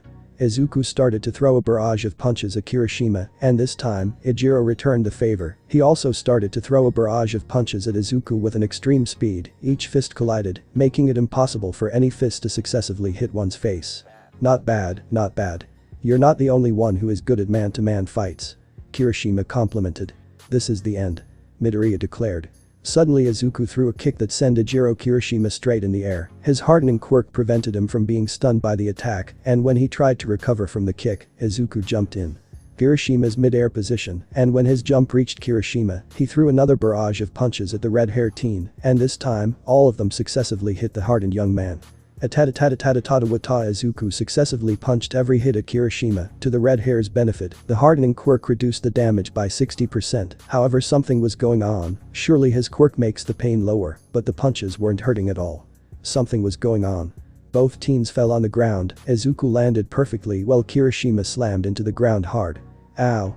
You surely are good at fighting, Midoriya. It is like you have so much experience at fighting. When Kirishima tried to get up, he couldn't move. His body was completely paralyzed. You did your thing, didn't you, Midoriya? I press 7 pressure points on your body, you won't be able to move anymore, but don't worry about it, the effect will last for no more than 15 minutes, the time this combat training finish, you'll be able to move perfectly. Izuku explained. Heh, we lost. Ijiro said. When Izuku would try to grab the bomb, it was suddenly blocked by a pile of ice, it seems that someone was awake from the pain. Midoriya. You're insane, I think you just broke more than 6 ribs from that punch you gave me, Shoto Todoroki said, huffing in tiredness. Izuku turned himself to face Shoto, this would be their final round. Your ice is useless against me, you'll have to use all the secrets techniques you have to defeat me. In other words, you should use your full power. When Todoroki heard those words, he immediately got a serious tone in his face, his eyes showed anger and disgust, he clearly remembered something that made him furious. I will defeat you only using my ice quirk, there's no need to use my fire. Shoto responded. Then your fate is sealed. The next blow will finish him, Izuku thought. Dee. A mighty scream was heard from behind Shoto, suddenly, the spiky-haired blonde completely exploded Todoroki's back. Bakugo. Izuku and Kirishima said at the same time. TCH. Having fun, Deku, don't try to leave me searching for your ass ever again, damn it. Todoroki got up from the ground and made a mountain of ice that covered the entire building at once, but it was futile. Die. Die. Die die die die. Die. Bakugo's screams could be heard destroying the ice using multiple explosions. Atatatatatatatawada. Izuku then started to flow a barrage of punches even stronger than before, breaking the ice mountain faster and reaching Todoroki the same time as Katsuki. This is the end. Izuku and Bakugo said at the same time, almost being able to grab Shoto, but then, they heard an alarm. What? Time is over? Kirishima wondered. Young students, I'll be stopping your fight, your combat has exceeded its limits, due to Kirishima being captured by Izuku's paralyzing ability, the victory is from the hero team. All Might said. I could have finished it on my own, Deku. Bakugo complained, very well. Izuku responded, the battles flowed intensely as everybody got inspired with the Battle of the 14s, after the combat training finished, they all went back to class. The only ones not present were Shoto and Kirishima, who were at Recovery Girl's office due to Shoto's broken ribs and Kirishima's still active paralysis. Kaminari, stop making fun of the name Peppino the Brief, it is historical context. Aizawa was finishing his sentence when Recovery Girl interrupted the class by calling him. Aizawa, could you come here for a second? Chiyo said. Sure thing. The two walked out of the classroom to discuss. What do you want to talk about, Chiyo? Your student, Izuku Midoriya, or the man with the 7 scars, seems to be a little too cruel in this combat training thing, even if he doesn't explode any of the limbs of the students like he does with his victims, his quirk's effect seems to be invincible against my healing quirk. Young Todoroki's still with a lot of pain throughout his body, he also broke 4 ribs, and Kirishima's still healing of his paralysis. I need to know exactly what this boy's quirk is, and before you go, make sure to put more rules into combat training, so young Midoriya doesn't almost kill one of your students. Chiyo explained. Leave it to me. After class. Man, you said that the paralysis would last only 15 minutes. It lasts 1 hour and a half. That is not manly at all. Kirishima complained. I apologize. Izuku said. Hey, that Bakugo guy calls you Deku, doesn't he? Achako Uraraka asked. Yes, why? Izuku asked. Why does Deku mean? Deku means useless or worthless, it was a childhood name he gave me. Really? That sounds more like Dekiru, like you can't do it. Achako cheered. Can I call you Deku? She added. Sure, I don't really mind. The 3 teens were talking at the front of the school, luckily Izuku avoided the press media so he could talk to his friends. And then, a 4th teen appeared, this time as Shoto Todoroki, he asked Izuku to talk to him in particular. The two distanced themselves from the 2 other teens, then, Shoto asked Izuku. Your eyes show that you've experienced a lot in your life, I can tell that I passed through similar things if you ask me, but I wanted to hear from you, what happened to you, what made you so strong, and how did that make you follow the path of vigilantism? There's no need for you to know, Todoroki. So he's hiding information, huh? I will give up for now, but eventually, I'm going to find out. Shoto thought to himself. The two separated themselves and left. Izuku returned home, this time he didn't get scolded by his mother, but he had to clean the house. Meanwhile, at the League of Villains base. Kurogiri, how's our project going? Shigaraki asked. Just more 2 or 3 days, and we'll invade UA, kill All Might and Izuku Midoriya. Ho ho. Can't wait until the perfect Nomu gets ready, I can't wait to see the Hero Society fall to the ground. Shigaraki laughed. Alright, I want you all to pick a class representative. Eraserhead told his class. A class representative? So cool. I want to be a class representative. No, I want to be. Listen up, everyone. We must face this challenge in a democratic method. We vote for who will be our class representative. Iida told everyone, then, they accepted this method. And soon, the votes were made, and impressively, Izuku got 3 votes. AAA who voted for Shitty Deku. Uraraka was whistling. It was me, Bakugo. Kirishima said. AAA why would you want to vote for Deku, weird hair? Because.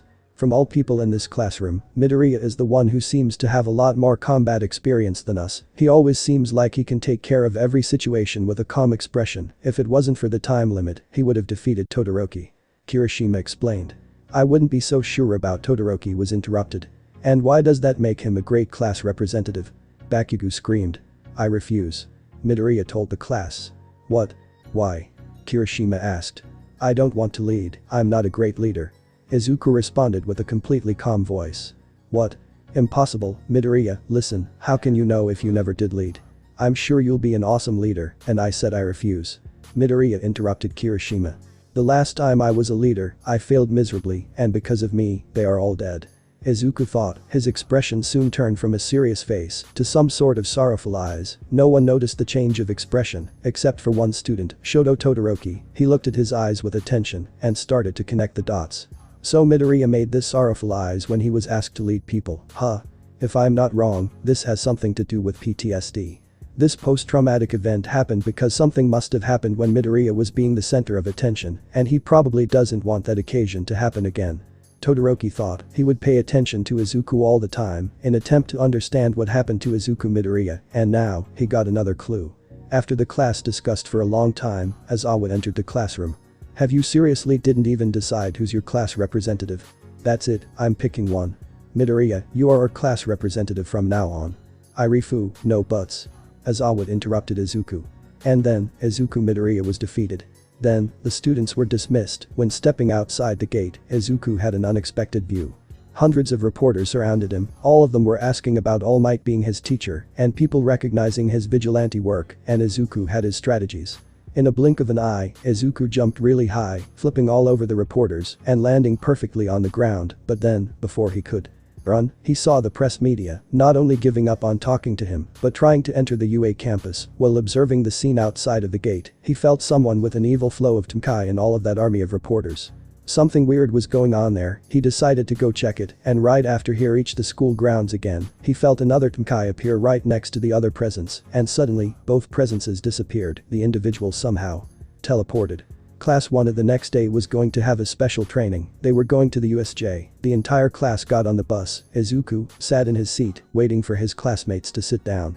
When all the students sat down at their seats in the bus, Izuku heard a polite voice asking him something. So, Izuku Midoriya, how exactly your quirk works? Momoyaoi Rozu asked him. Even though Momo arrested him once and still showed fear towards him, Izuku still answered her. My power.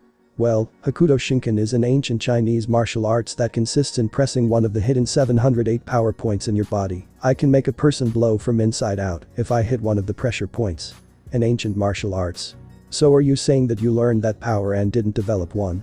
Momo asked. Indeed. So what is your original quirk then? None, I am quirkless. The answer shocked the people on the bus. What? Impossible, your physical strength, speed and techniques that I saw can't be done by simple martial arts. Momo questioned. Simply because Hokuto Shinken isn't any simple type of martial arts, it is a martial arts that has 1800 years of history, its power isn't based off any quirk, Hokuto Shinken's power is fed by your Tenkai. TM. Kai. Momo asked. If I'm not wrong, Tenkai means fighting spirit, but all of this is just mere folktale, such things as spiritual energies don't actually exist. Even if we live in a society where the extraordinary is ordinary, this bypasses the logic of quirks, it is physically impossible. Momo concluded. I thought the same thing of it too, but once you understand that quirks aren't the only powers that exist, everything becomes possible. Izuku replied. We're here. Aizawa announced. So this is the USJ, huh? Kirishima said. It's so huge. Uraraka said. All students made their way inside the massive construction. There were many simulative stages for training. It was amazing. The Hero 13 presented him all the arenas, and then, Izuku saw an area that simulated a small wasteland with broken buildings. It looked so much alike. No. I can't think about that now. Izuku thought when he saw the familiar location, making his sorrowful eyes return. Something about his PTSD must have something to do with this area. Shoto thought when seeing Izuku's sorrowful eyes again. All the students made their way to the center of the USJ. 13 would start the lesson, but then, a mysterious mist covered the entire area. The great number of villains started to walk out of the mist. The USJ was being attacked. All students, get out of here immediately. Aizawa demanded. Soon, the entire USJ was covered with villains and criminals, and when they would prepare to attack, silence took over. All the villains surrounding the area were waiting for something to happen. Crack, crack. A sound of someone cracking their knuckles was heard behind Eraserhead. Then, the underground hero looked behind him to find Izuku Midoriya, looking at every villain. He was ready to fight. Midoriya, didn't you heard? You need to get out of here.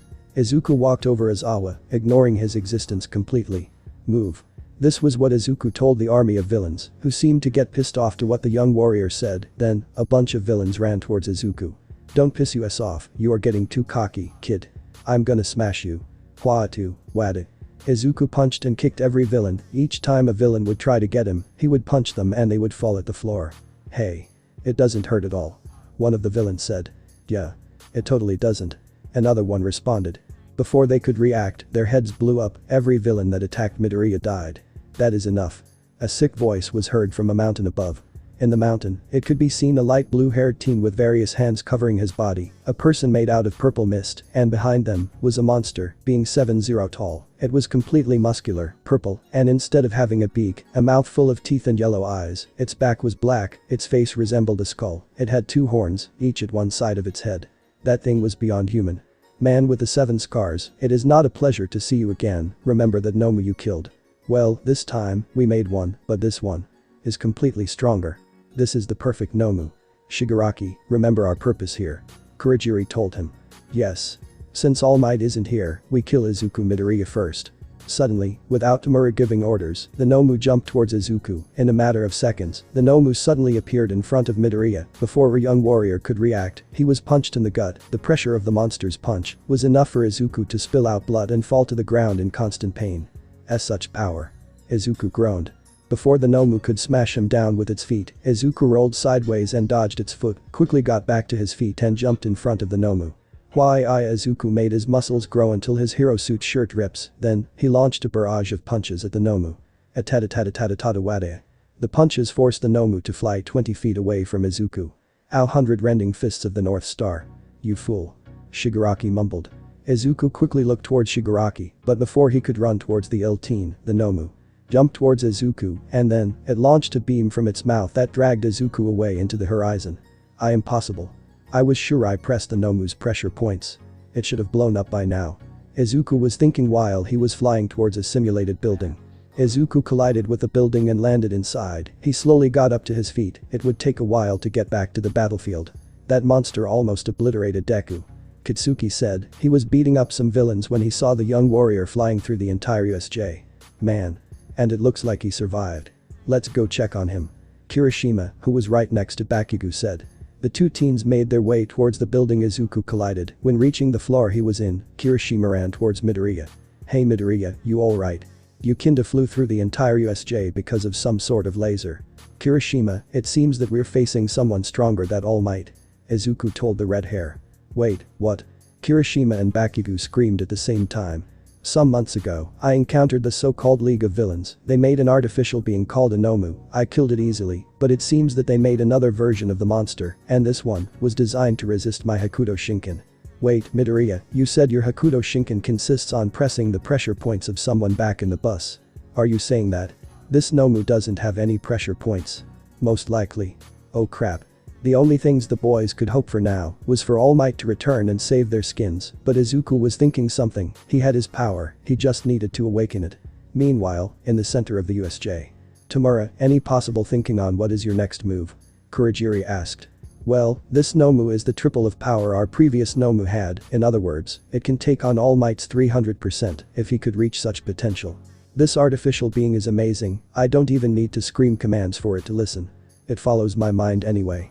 When Shigaraki was thinking, All for One's voice echoed through his mind.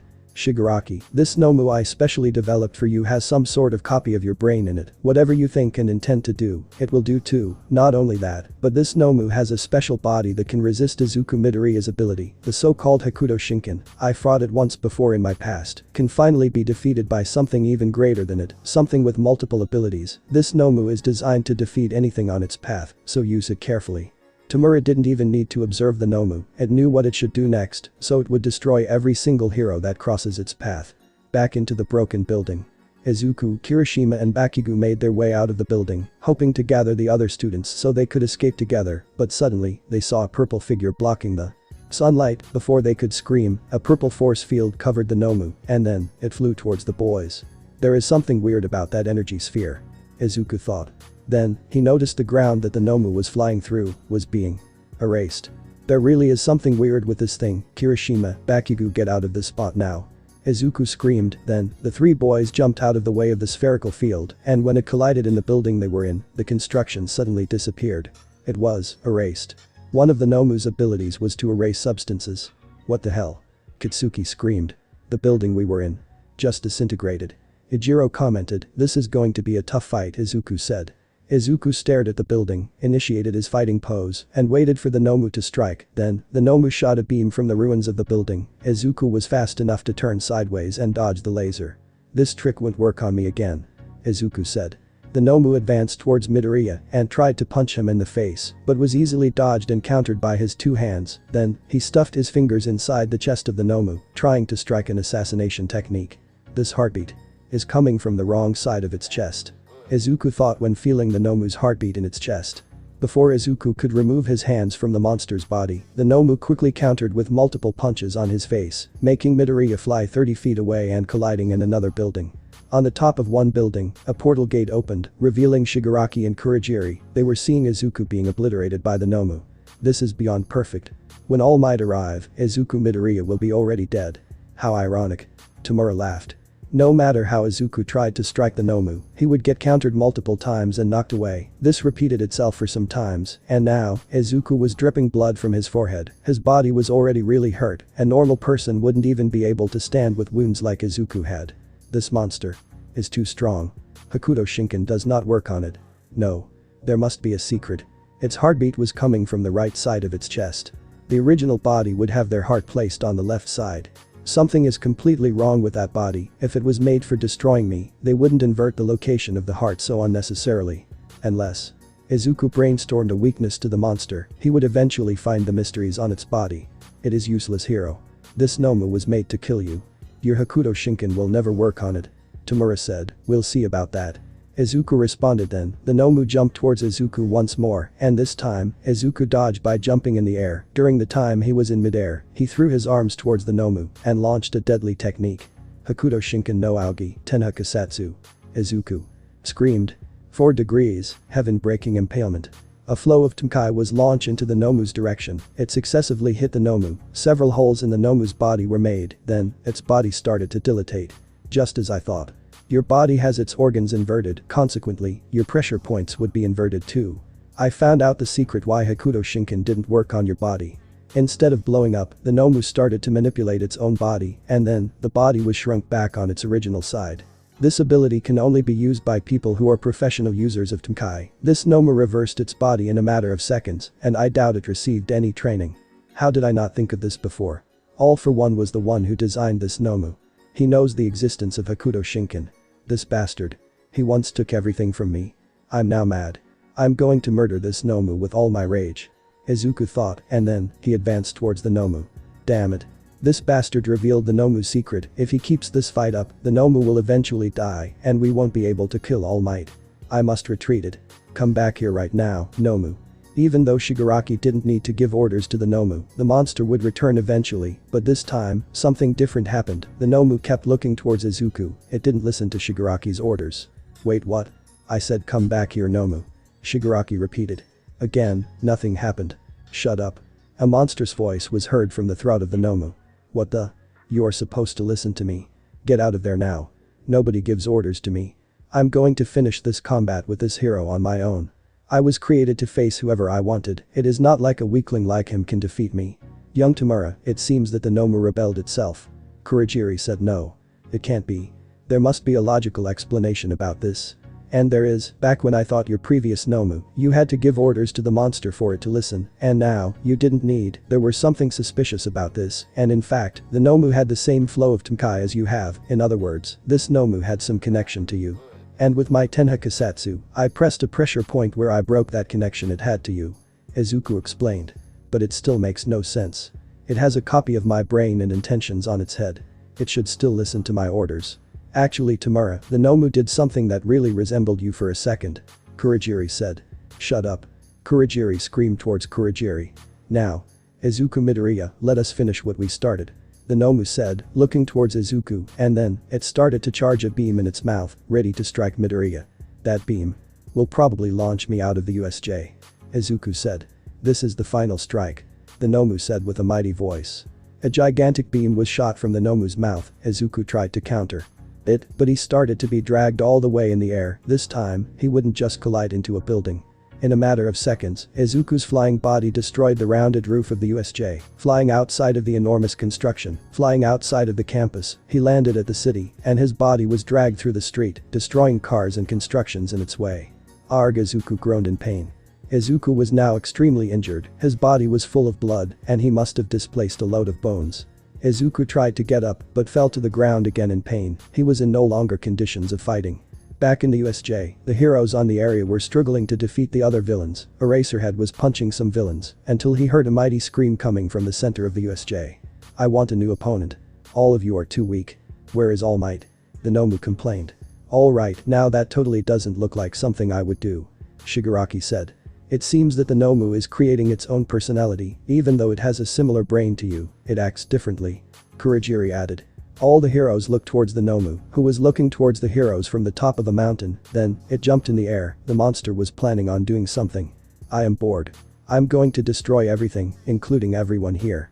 The Nomu said in anger, then, the eraser force field surrounded it again, but now, the field was even bigger than before, it started to expand bigger and bigger, until it was size 2/3 of the entire USJ, the Nomu would erase the entire USJ. This is bad. 13 said. What do we do? Achako said. We need to evacuate the area as fast as possible. There is something really weird about that force field. 13 responded. Eraserhead tried to erase the Nomu's quirk, but the villain that was behind him knocked him out due to he being distracted, and before the Nomu could finish charging, a voice was heard from the entrance of the USJ. I am here. All Might said.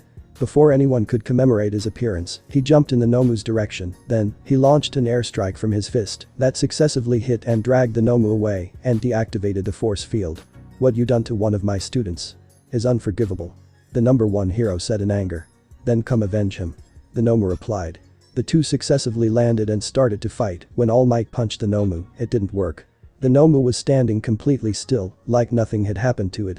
The Nomu countered with a punch, but All Might defended it with his arm. The pressure of the punch was extremely huge, enough to drag All Might 10 feet away, even though he defended the punch. This monster is too strong. All Might thought. What's wrong, All Might? Can't handle someone who can take you on your 300%. All Might advanced towards the Nomu, he started to launch multiple punches at it. But at the same time, the monster was holding All Might's punches with its bare fists. One by one, All Might would throw his fist aiming for the monster's face, but it was countered by the Nomu's defensive hands. That thing is taking on All Might like he was nothing. Too weak, too weak. The Nomu screamed at All Might. I'll show you weak. All Might started to flow even faster punches at the Nomu, but the monster's reflexes were faster than his fists. Then, All Might started to spit blood from his mouth. This is bad, I am close to my time limit. If it keeps up like this, everyone will find out about my weakness. All Might thought. Then, the Nomu countered with a punch that sent All Might meters away from it. Then, the Nomu charged its beam, and quickly, All Might charged his attack. Texas Smash. All Might launched a gigantic air pressure at the Nomu, who launched its beam in All Might's direction. The air pressure was enough to collide with the beam and drill itself through the laser, but before the air pressure could reach the monster, the beam suddenly got stronger and destroyed the air pressure, making its way towards All Might. But suddenly, before the beam could reach the number one hero, it blew up right in front of him, like something was standing right in front of it. When the dust cleared itself, Izuku Midoriya was standing right in front of All Might. He was full of blood, a blue aura surrounded his body, and his 7 scars had a peculiar color. They were glowing green. The green tone mixed itself with his blue aura and made a green-blue tone. Izuku had awakened one for all, he mixed it with Hokuto Shinken. Saving my reputation for a third time, young Midoriya. All Might said. Heh. You again. The Nomu complained. This time, I'll send you straight to hell. Izuku screamed. I can tell that you are stronger than before. This aura flowing in you is truly menacing, but I am going to kill you. Come and meet your fate. Izuku responded. Then, both fighters advanced at each other. The Nomu tried to grab Midoriya, but was easily countered with Izuku's hands, which grabbed his arms and broke them. The Nomu retreated several feet, then, before it could regenerate its arms, Izuku ran towards the monster, and he did the usual. Izuku released a mighty scream. Atatatatatata, way adia. Izuku released a flow of punches that caused several air pressures and sent the Nomu that collided with a mountain. If you want to defeat me, you'll have to use all the secrets techniques you have. Midoriya commented. Very well. Suddenly, the Nomu got swallowed by the ground, similar to Mirio's quirk. It got expelled from the ground and appeared behind Izuku, grabbing his scruff. Pink lighting was released through Izuku's body, then, he fell to the ground paralyzed. A paralyzing quirk, Izuku thought. Now. This will be the final blow. The Nomu got swallowed by the ground again, then, it disappeared. Izuku Midoriya tried to move, he felt his arm moving. Just as I thought, the paralysis is temporary, whatever you do, when you show up, I'm going to shove my fists into your face. Seconds had passed and nothing happened. Izuku lied on the ground waiting for him to strike. And suddenly. Eat some of this mountain. The Nomu was in the air, holding an entire mountain in its hands. That was impossible. Midoriya wasn't going to survive that. When the Nomu would drop the mountain at Izuku, it felt like time was stopped. Izuku knew he failed and he wasn't going to survive. I failed. There was no way I can defeat this monster. After all these years I passed to become strong. It was futile. I am still useless. I am still Deku. I'm still weak after all. I failed you. All Might, I'm sorry. And you're going to give up so easily? Izuku heard a familiar voice. 4 figures were standing in front of him, only Izuku recognized them. After all these years, you're not weak. Why did you think we saved you from All for One? One of the figures said, I'm sorry, because of me, you all died, and I won't be able to avenge your deaths. Izuku responded, are you seriously still blaming yourself from what happened? It is not your fault. Another mysterious figure said. Izuku Midoriya, you can't give up that easily, you are not only carrying our fate, but theirs too.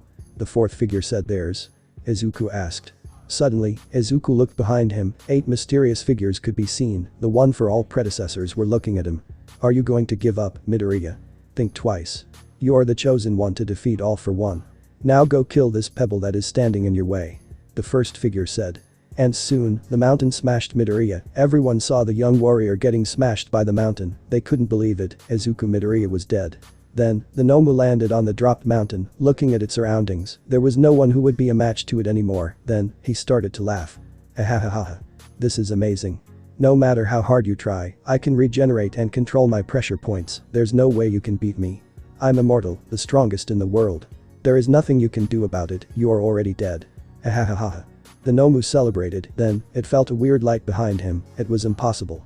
Izuku Midoriya was standing right behind him. A golden aura surrounded him. Izuku started his fighting pose. When he moved, it looked like several mirages of him were made. There was something new going on. How? How are you still alive? The Nomu asked. Izuku didn't respond. The only thing that could be seen was his sorrowful eyes, which were being observed by the entire USJ. The one who was most paying attention was Todoroki, who clearly knew that Izuku's PTSD triggered again. The Nomu then made its eraser force field again, advancing towards Izuku, but when it would hit him, he disappeared. What the? Oh, an ill-thought rebirth. Midoriya was standing behind him, his sorrowful eyes carrying emptiness. Several flashbacks were being produced in his head.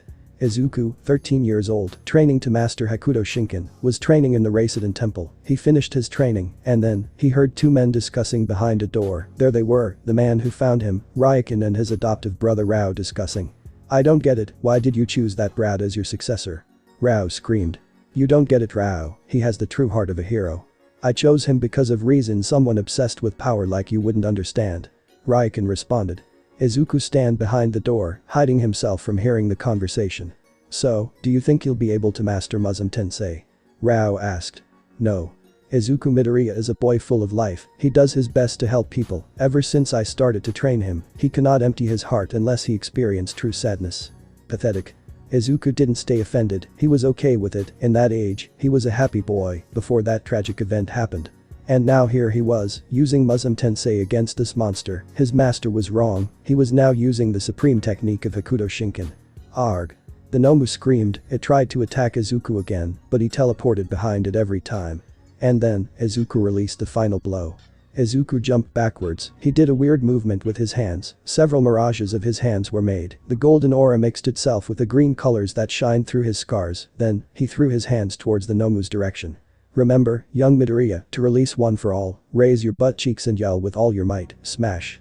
A hurricane was launched through Midoriya's hands, when it reached the Nomu, it started to slowly be disintegrated, the pressure was so strong, all of its pressure points were being pressed at the same time, this was Izuku Midoriya's ultimate technique. Smash of the North Star.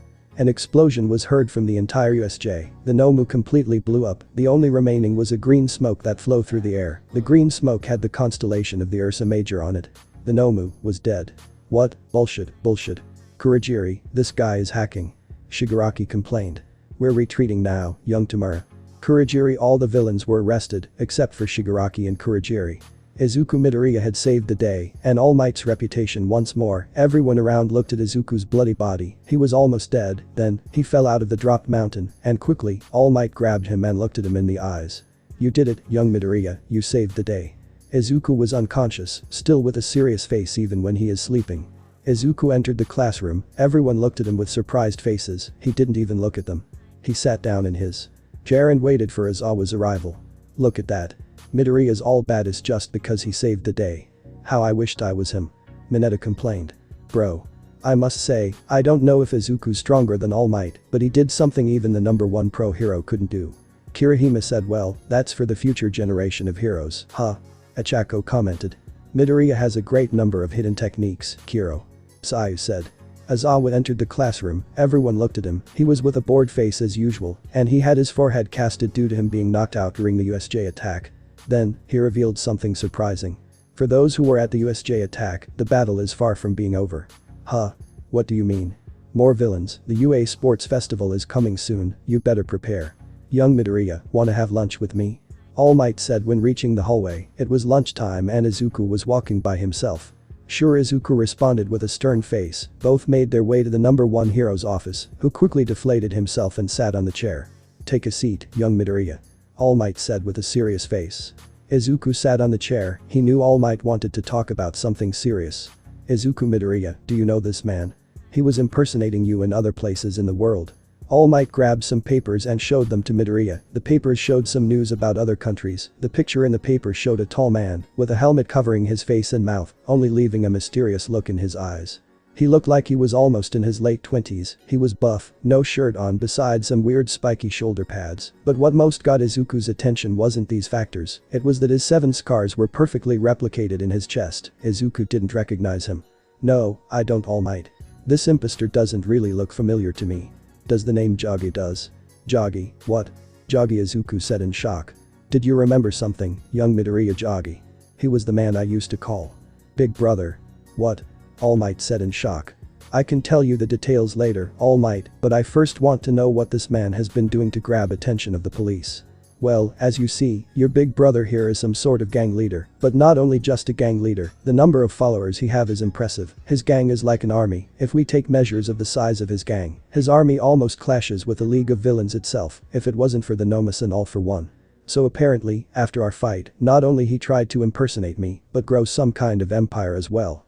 He is clearly looking for revenge. Where is he right now?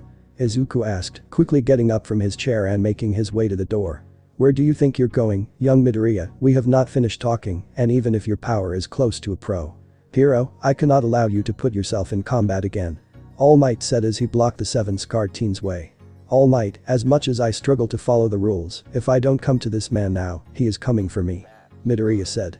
Izuku Midoriya was walking calmly throughout the city while he was holding his phone, searching through the name man, with the 7 scars in the internet, a load of crimes involving his impostor were shown. After he discovered where most of these crimes were committed, he made his way towards no other place than Hosu all by his feet, no method of transportation involved. After seeing all the horrible things his impostor had done, the green-haired inheritor was certain of what he would do. Jogi, you monster, not even the worst level of hell is enough to punish your sick soul. Izuku Midoriya took a lot of time to reach the dangerous place by feet. The UA Sports Festival was going to have him broadcasted soon, and when the entire world sees the true and only Hokuto Shinken successor's power, uncountable enemies and foes were going to face him. And before that, he needed to find his beloved older brother before he continues with this mess.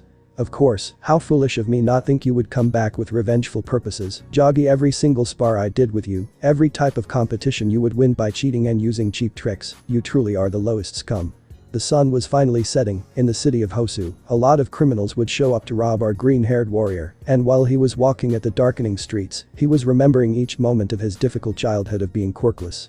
It was on that day that I proved myself a pure-hearted and worthy of being a hero, that Master Ryokan found me. I was around 6 years old.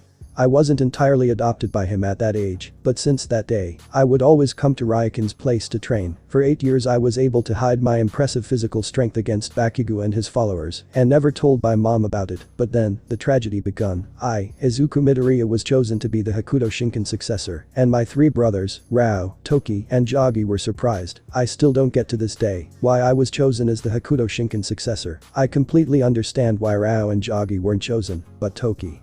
He had a good heart, he was meant to be the one, and since then, I had to disappear in order to acquire Hokuto Shinken, and it was during that time I had gone through many fights all around the world, and the one I lost everything was against All for One. Meanwhile, somewhere in Japan. What is the meaning of this? A bartender screamed as one of his co-workers got his head blown up by a shotgun inside his bar. Hey you. The murderer loudly called the bartender, who looked into the face of the killer fearing for his life. The madman was using an open jacket, which was revealing his 7 scars, which resembled the constellation of Ursa Major. His jacket also had spiky shoulder pads, and what most terrified the man was his monstrous helmet, something that hides his face completely, only leaving a shadow that hides his eyes. The way he looked at the poor worker showed anger and kill intent. Say my name. The 7-scarred psychopath screamed. The bartender was speechless, he didn't have any clue to what he would answer to the man. What's wrong, cat's got your tongue? The bartender started to stutter so hard he couldn't even say anything. Oh. Are you scared? The man said calmly. Then, he placed his shotgun's muzzle in the bartender's forehead. PP, please don't. I'll give you one more chance. The madman paused, putting his finger in the trigger of the weapon, ready to end the poor bartender's career. Say my name. I don't know. Click. Heh, you're lucky, my shotgun failed. A small waterfall of sweat dropped from the bartender's forehead. But that doesn't mean you're getting away alive. Before the bartender could react, the helmeted man forced his index and middle finger into the bartender's forehead, quickly removing it. Before the bartender could run away and process what happened, a bulge formed in his head and blew up. Blood and parts of his brain were spread across the shelves of wine and champagne that were behind him. Weaklings. The man said. After that murder, the helmeted man looked across his surroundings. The entire bar was looking at him with terrified faces, except for one man, who was wearing a hoodie which was shadowing his face, making it impossible to see his appearance. The helmeted man made a signal with his hands towards the door, then, a bunch of thug-looking men showed up. They had all types of weaponry and quirks, ready to strike whoever stands in their way. The madman then pointed towards the hooded individual. 5 of his men made their way to the mysterious man. Hey you. One of the thugs called the hooded man. There was no response. A man of a few words, I see. Then let me get straight to the point, say that man's name. There was a few seconds of silence before the almost invisible mouth of the hooded man began to move. I thought you were someone that fought for justice without a license, man with the 7 scars, or should I say, Izuku Midoriya. The helmeted man started to recklessly laugh at the name. Then, whispers and few words were heard around the bar. Man with the 7 scars, it can't be. He once saved our lives, now he is terrorizing us. Wait, didn't he apply to UA due to his young age? TCH. Guess it will be hard to impersonate him against these concrete facts, but I can only fake myself as my stupid younger brother before the UA Sports Festival's debut, because his face will be revealed to the world henceforth, making it obvious that he is not me. And as long as people believe I am Izuku Midoriya, I may get his attention. I'll prove it to you. Midoriya, that I, Joggy, am the true successor of Hokuto Shinken. Joggy then was cut off his thoughts when the hooded man began to speak again. You once had a little of my respect, Midoriya, but now, I only see you as scum, as like you were not even him. I heard Izuku Midoriya was a quirkless middle school student that acquired some kind of assassination martial arts called Hokuto Shinken. If you are really him, then prove it to me you are as strong as him. Are you challenging our boss? Are you insane? One of the thugs said, dashing towards him alongside other thugs. You fools. The hooded man said, and in a burst of speed, all of the bystanders around the fight rolled their eyes towards Joggy, who didn't even flinch when the hooded man teleported himself in front of Joggy. The hood fell from the man's face, as people around took more time to process his appearance. The thugs that he quickly crossed had massive cuts and bloody wounds. The mysterious man had killed 5 of Joggy's thugs in a burst of speed. The once hooded man was also holding 2 katanas. The appearance of the man was revealed. He had an upwards messy black hair, a red eye mask and some kind of dark suit, and he also was a bit muscular. And then, people around him started to realize who he was. He is the hero killer. One of the bystanders screamed. It can't be. Run. All the people inside the bar made their way to the exit, but before they could escape, the rest of Joggy's gang blocked their way. Joggy smiled underneath his helmet. Are you going to fight, hero killer? Do you think someone like you will stand a chance against me? Man with the 7 scars. Joggy flinched his hand on purpose to fake a move, forcing the hero killer to slash his blade towards Joggy's neck. However, what caught the hero killer's view was beyond surprising. The 7-scarred man was holding his blade with just his left hand. You are going to have to try harder than that to land a hit on me, the helmeted madman said. Don't get cocky. Stain replied.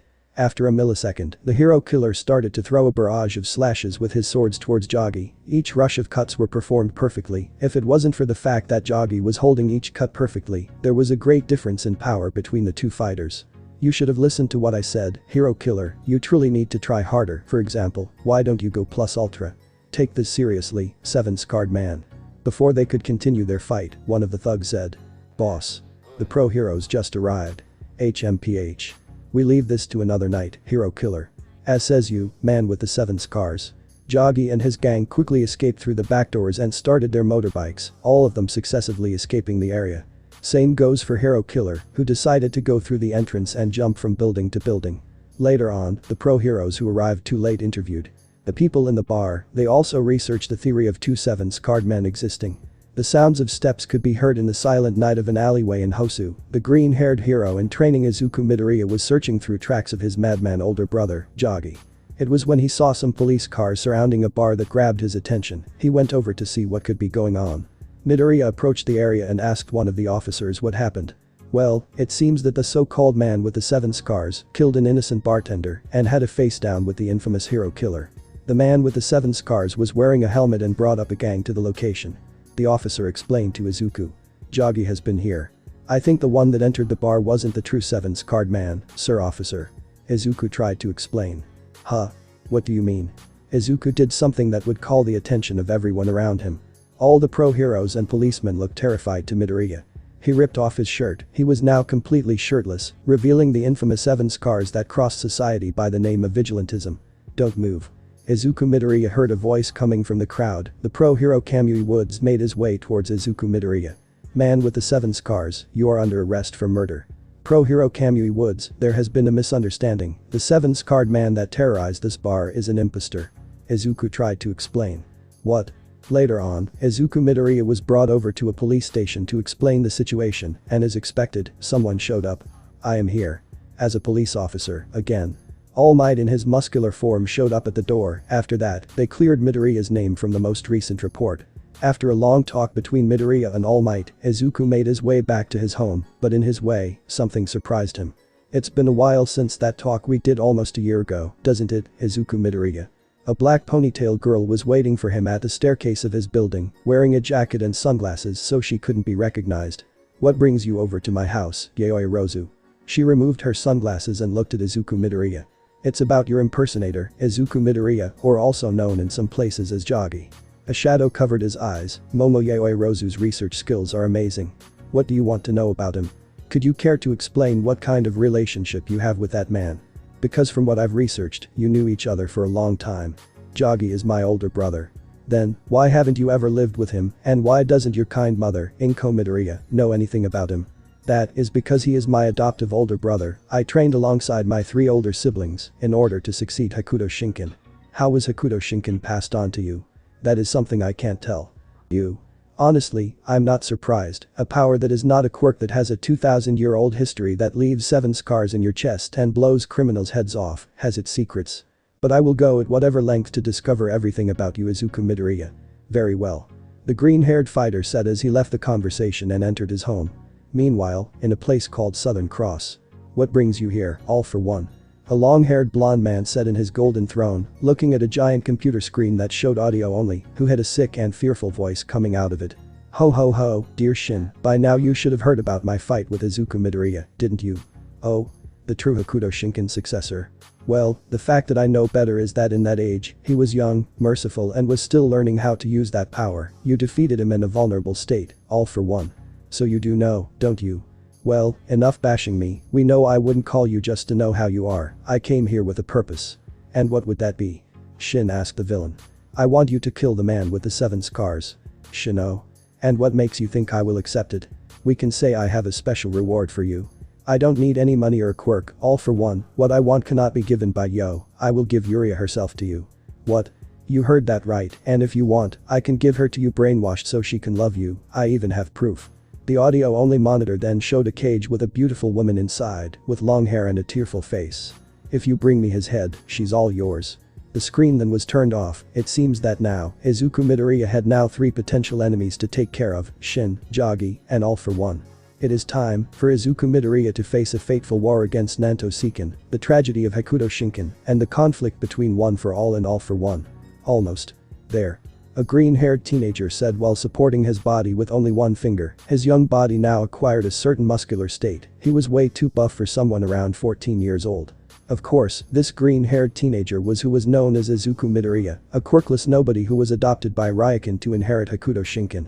Hokuto Shinken is an ancient martial arts, which has a 2,000-year history. It gives the inheritor the capability to explode their opponents from inside out by pressing one of their 700 pressure points. When quirks started to exist, Hokuto Shinken evolved into a state where, no matter how your quirk enhances your body endurance, shape and chemical composition, it would blow you up. The Divine Fist was known to be invincible. It surpassed all quirks in existence as all of their inheritors got stronger. Hokuto Shinken is passed from father to son, however, Ryokan didn't have any, so he adopted 4 quirkless children to inherit the ancient power. The oldest brother was known as Rao, who, despite being quirkless, was a beast in battle. There was no quirked person who would defeat the muscular brute. He also had a wish to rule, which, if seen by a pro hero, would consider him a potential threat.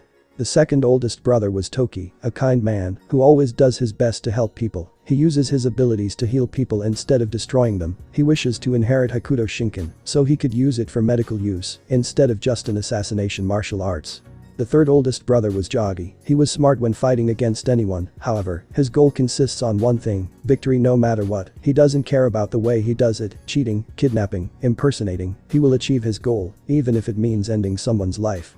The youngest brother was Izuku Midoriya, who wasn't completely adopted by Ryokan, but to the old man, the green-haired boy was already a son to him. He never fraud anybody. The quirkless boy was way too kind to hurt anyone. The young teen only had one goal in mind, and he would surpass each challenge in order to achieve it, and it was becoming a hero. However, the reason the weakest brother Izuku Midoriya was chosen to become Hokuto Shinken's successor was unknown to the other 3 brothers, and the one who wouldn't accept that fact never in his life was Jogi, who defeated Izuku countless times and never lost, just lost the title of Hokuto Shinken's true successor, and right this moment, he was going to beat the living out of the kind green-haired boy. Jogi slammed the gate open, grabbing Izuku Midoriya's attention directly.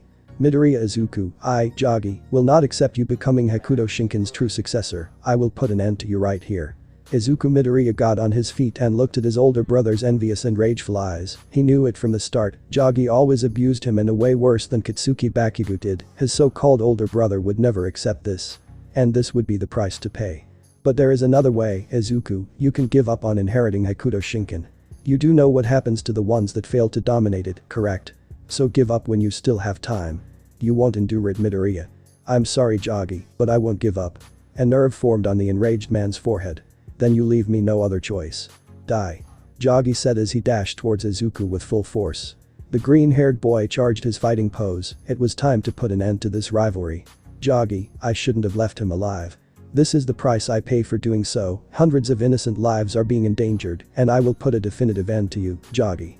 Midoriya internally monologued as he continued to dash through the streets of Hosu at night. Izuku had faced many gangs and delinquents to gather information and had no success. He knew Jogi was somewhere in Hosu and he would go to any depths to face him. As he continued to run, he noticed an alleyway full of blood. He stopped and went to investigate. The green-haired road warrior walked through the bloody walls. There were many bodies exploded from inside out. These wounds, they are not normal. They were caused by the use of Hokuto Shinken. Izuku Midoriya stared terrified at the number of innocent people killed. There is no doubt about it, Jogi's been here. And I am getting closer to him, I can feel it. Just like your older brother said, Midoriya Izuku, you would fall just right into my trap. A creepy and menacing voice was heard from behind Izuku Midoriya. The green-haired teenager looked behind him, a tall middle-aged man with a white strip as a mask, a black tank top and spiky black hair. He had a body full of blood and was armed with swords and katanas. "Who are you?" Midoriya calmly asked. "Call me Stain, the hero killer." "Hero killer precisely, and I come here with something you might like." "You are looking for Jogi, aren't you?" "How do you know?" "I know where he is and I'll tell you. But with one condition. Defeat me, Midoriya Izuku." Izuku Midoriya charged his fighting stance and stared at the hero killer's bloodthirsty eyes. Tonight would be a tough night. Katsuki Bakugo stood at a rooftop at Mustafu. He had his hands inside his pockets and his eyes staring at the night sky. It was really late. His mother was already going to kill him anyway, so why shouldn't he enjoy the night sky a bit? If there was something that was bothering him, it was many things, but all of them were centering around one person, his childhood friend, Izuku Midoriya. Someone he disturbed for years suddenly disappearing like that. It shouldn't have been like that, he returned so suddenly. And he wasn't the same. 7 scars carved in his chest, he held a power above anything else, Hokuto Shinken, a martial art style passed on for more than 1800 years. Why did useless Deku had it? This was one of the many questions he asked himself. Was Izuku stronger than him? Yes. Did Izuku consider Bakugo as a friend? No. Was Izuku going to try to make things up? No. No one would want to forgive someone who disturbed their lives for 10 years, well, at least not Izuku, because in the end, it isn't just forgiveness Bakugo's looking for. Katsuki Bakugo, deep inside, wanted Izuku to be his friend again. Katsuki Bakugo never told this to anybody.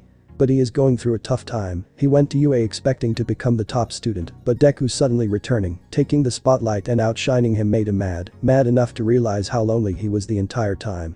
It took several punches at a punching bag to realize what he had been doing all this time. Izuku Midoriya had hundreds of times more experience than he'll ever have. Did he lose the opportunity to become the #1 hero? His one and only dream was now completely broken by his weakest lackey taking the spotlight. He was way above Katsuki's league. But it wasn't the top spot, nor hero work, nor selfish desires, nor pride. It wasn't anything related to being heroes.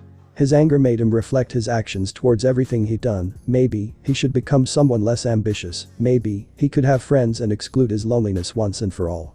And do it by making his karma positive and make his relationship with Izuku something good again. Who the fuck is there? Katsuki yelled after hearing a step behind him. Behind the shadows of the rooftop entrance, a madman-looking clown walked his way towards Katsuki Bakugo. He was wearing purple cloths and had short light green hair. He was also holding a poker card at his black nail hand. The clown spoke up. "You can call me Joker. I came in the name of Shin to talk to you, Katsuki Bakugo." The green-haired man said. "This man. He doesn't seem very reliable. He is definitely planning something. Bastard thinks he can fool me." Katsuki thought while staring at the man. "And what do you want to talk about, circus neglect?" The man threw the poker card he was holding towards Bakugo, who quickly grabbed the card with his hand. He analyzed the card. There was a picture glued in the back of it. It was a picture with the Ursa Major constellation on it. The same ones carved on Izuku's chest. He knew about Hokuto Shinken. "You must be disappointed, don't you?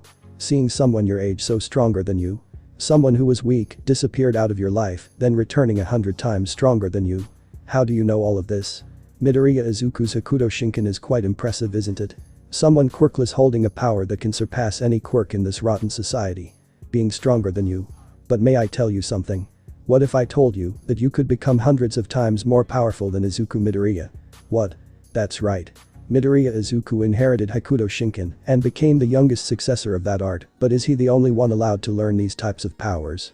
Come with me Bakugo, and you shall be given a power that if infused with your ambition and desires, will make you the most powerful fighter this world has ever seen. Joker said. Like hell I am going to believe you. Guess I didn't have much of a choice, huh? Joker said while charging his fighting pose. Bring it, Midoriya Izuku. The hero killer said dashing towards Izuku Midoriya, who stood immobile. Stain tried to slice him with his swords, but they were all proven futile, as Izuku dodged all of them easily. You won't be able to dodge forever, hero. Izuku didn't respond, but remained silent and continued to evade the hero killer's attacks. Take this. Stain said, jumping high to gather enough speed to fall in Midoriya's direction and slice him in half. But Midoriya had already predicted his moves and jumped backwards, escaping the alleyway and landing in the main street. Don't think you can escape from me? Stain said, dashing towards Midoriya with extreme speed. The madman sliced its swords towards Izuku's neck, but the hero moved his head backwards, making the blade slicing his cheek. As a little amount of blood released from Izuku's face, the hero killer immediately retreated with a backwards jump. His blade had an amount of red liquid on it, his blood. Stain licked his blade and tasted Izuku's blood. I see. O-type blood it is. Before Izuku could say anything, he couldn't move. The hero immediately fell on his knees as an unfamiliar pressure brought him down. What the? I can't move. It was his quirk. Izuku thought. Guess you weren't as worthy as I thought you would be, let's put an end to this.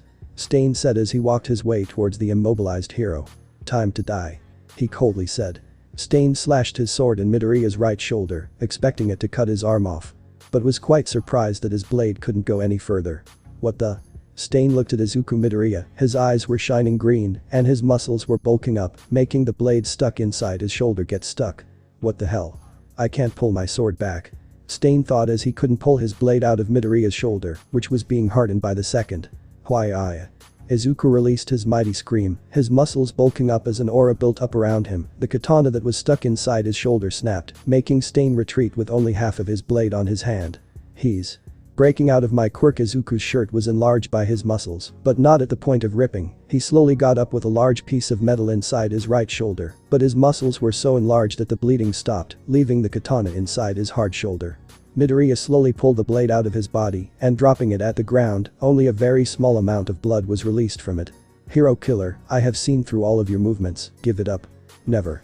Izuku charged his fighting stance again, his aura was fierce as flames. Stain grabbed another blade, holding two in total, one at his right hand and the other blade at his left hand. I'll finish this. Stain said as he dashed towards Midoriya with both blades intended to slice the hero. The hero killer was running at extreme speed towards Izuku Midoriya, with his blades crossing each other, forming an X form.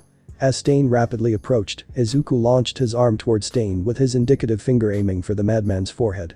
That finger is going to hit me before my blade slice him. Hero killer thought while approaching him, so Stain lifted his blades upwards, making the X stay in front of his head in a protective form. But it was futile. Washington Ta. Izuku released his war cry. Izuku's finger went through both blades, destroying all of them and successively sticking his finger inside Stain's forehead. Midoriya's indicative finger was inside Stain's skull. He pressed a pressure point. I can't move. Stain said with extreme difficulty. Hero killer, I pressed one of your vital points, you are unable to make any sort of movement. You have lost this fight. Damn it. Now tell me, where is Joggy? Fine, I'll tell you, I keep my promises after all. Joggy is located at Hosu Central Shopping, he is at the last floor, at the cinema to be precise. He is awaiting you, Midoriya Izuku. At the cinema. Quite the place, huh? Izuku said. The green-haired man pressed Stain's forehead again, pressing his pressure point once more. What did you do? Stain said as he moved his limbs once more.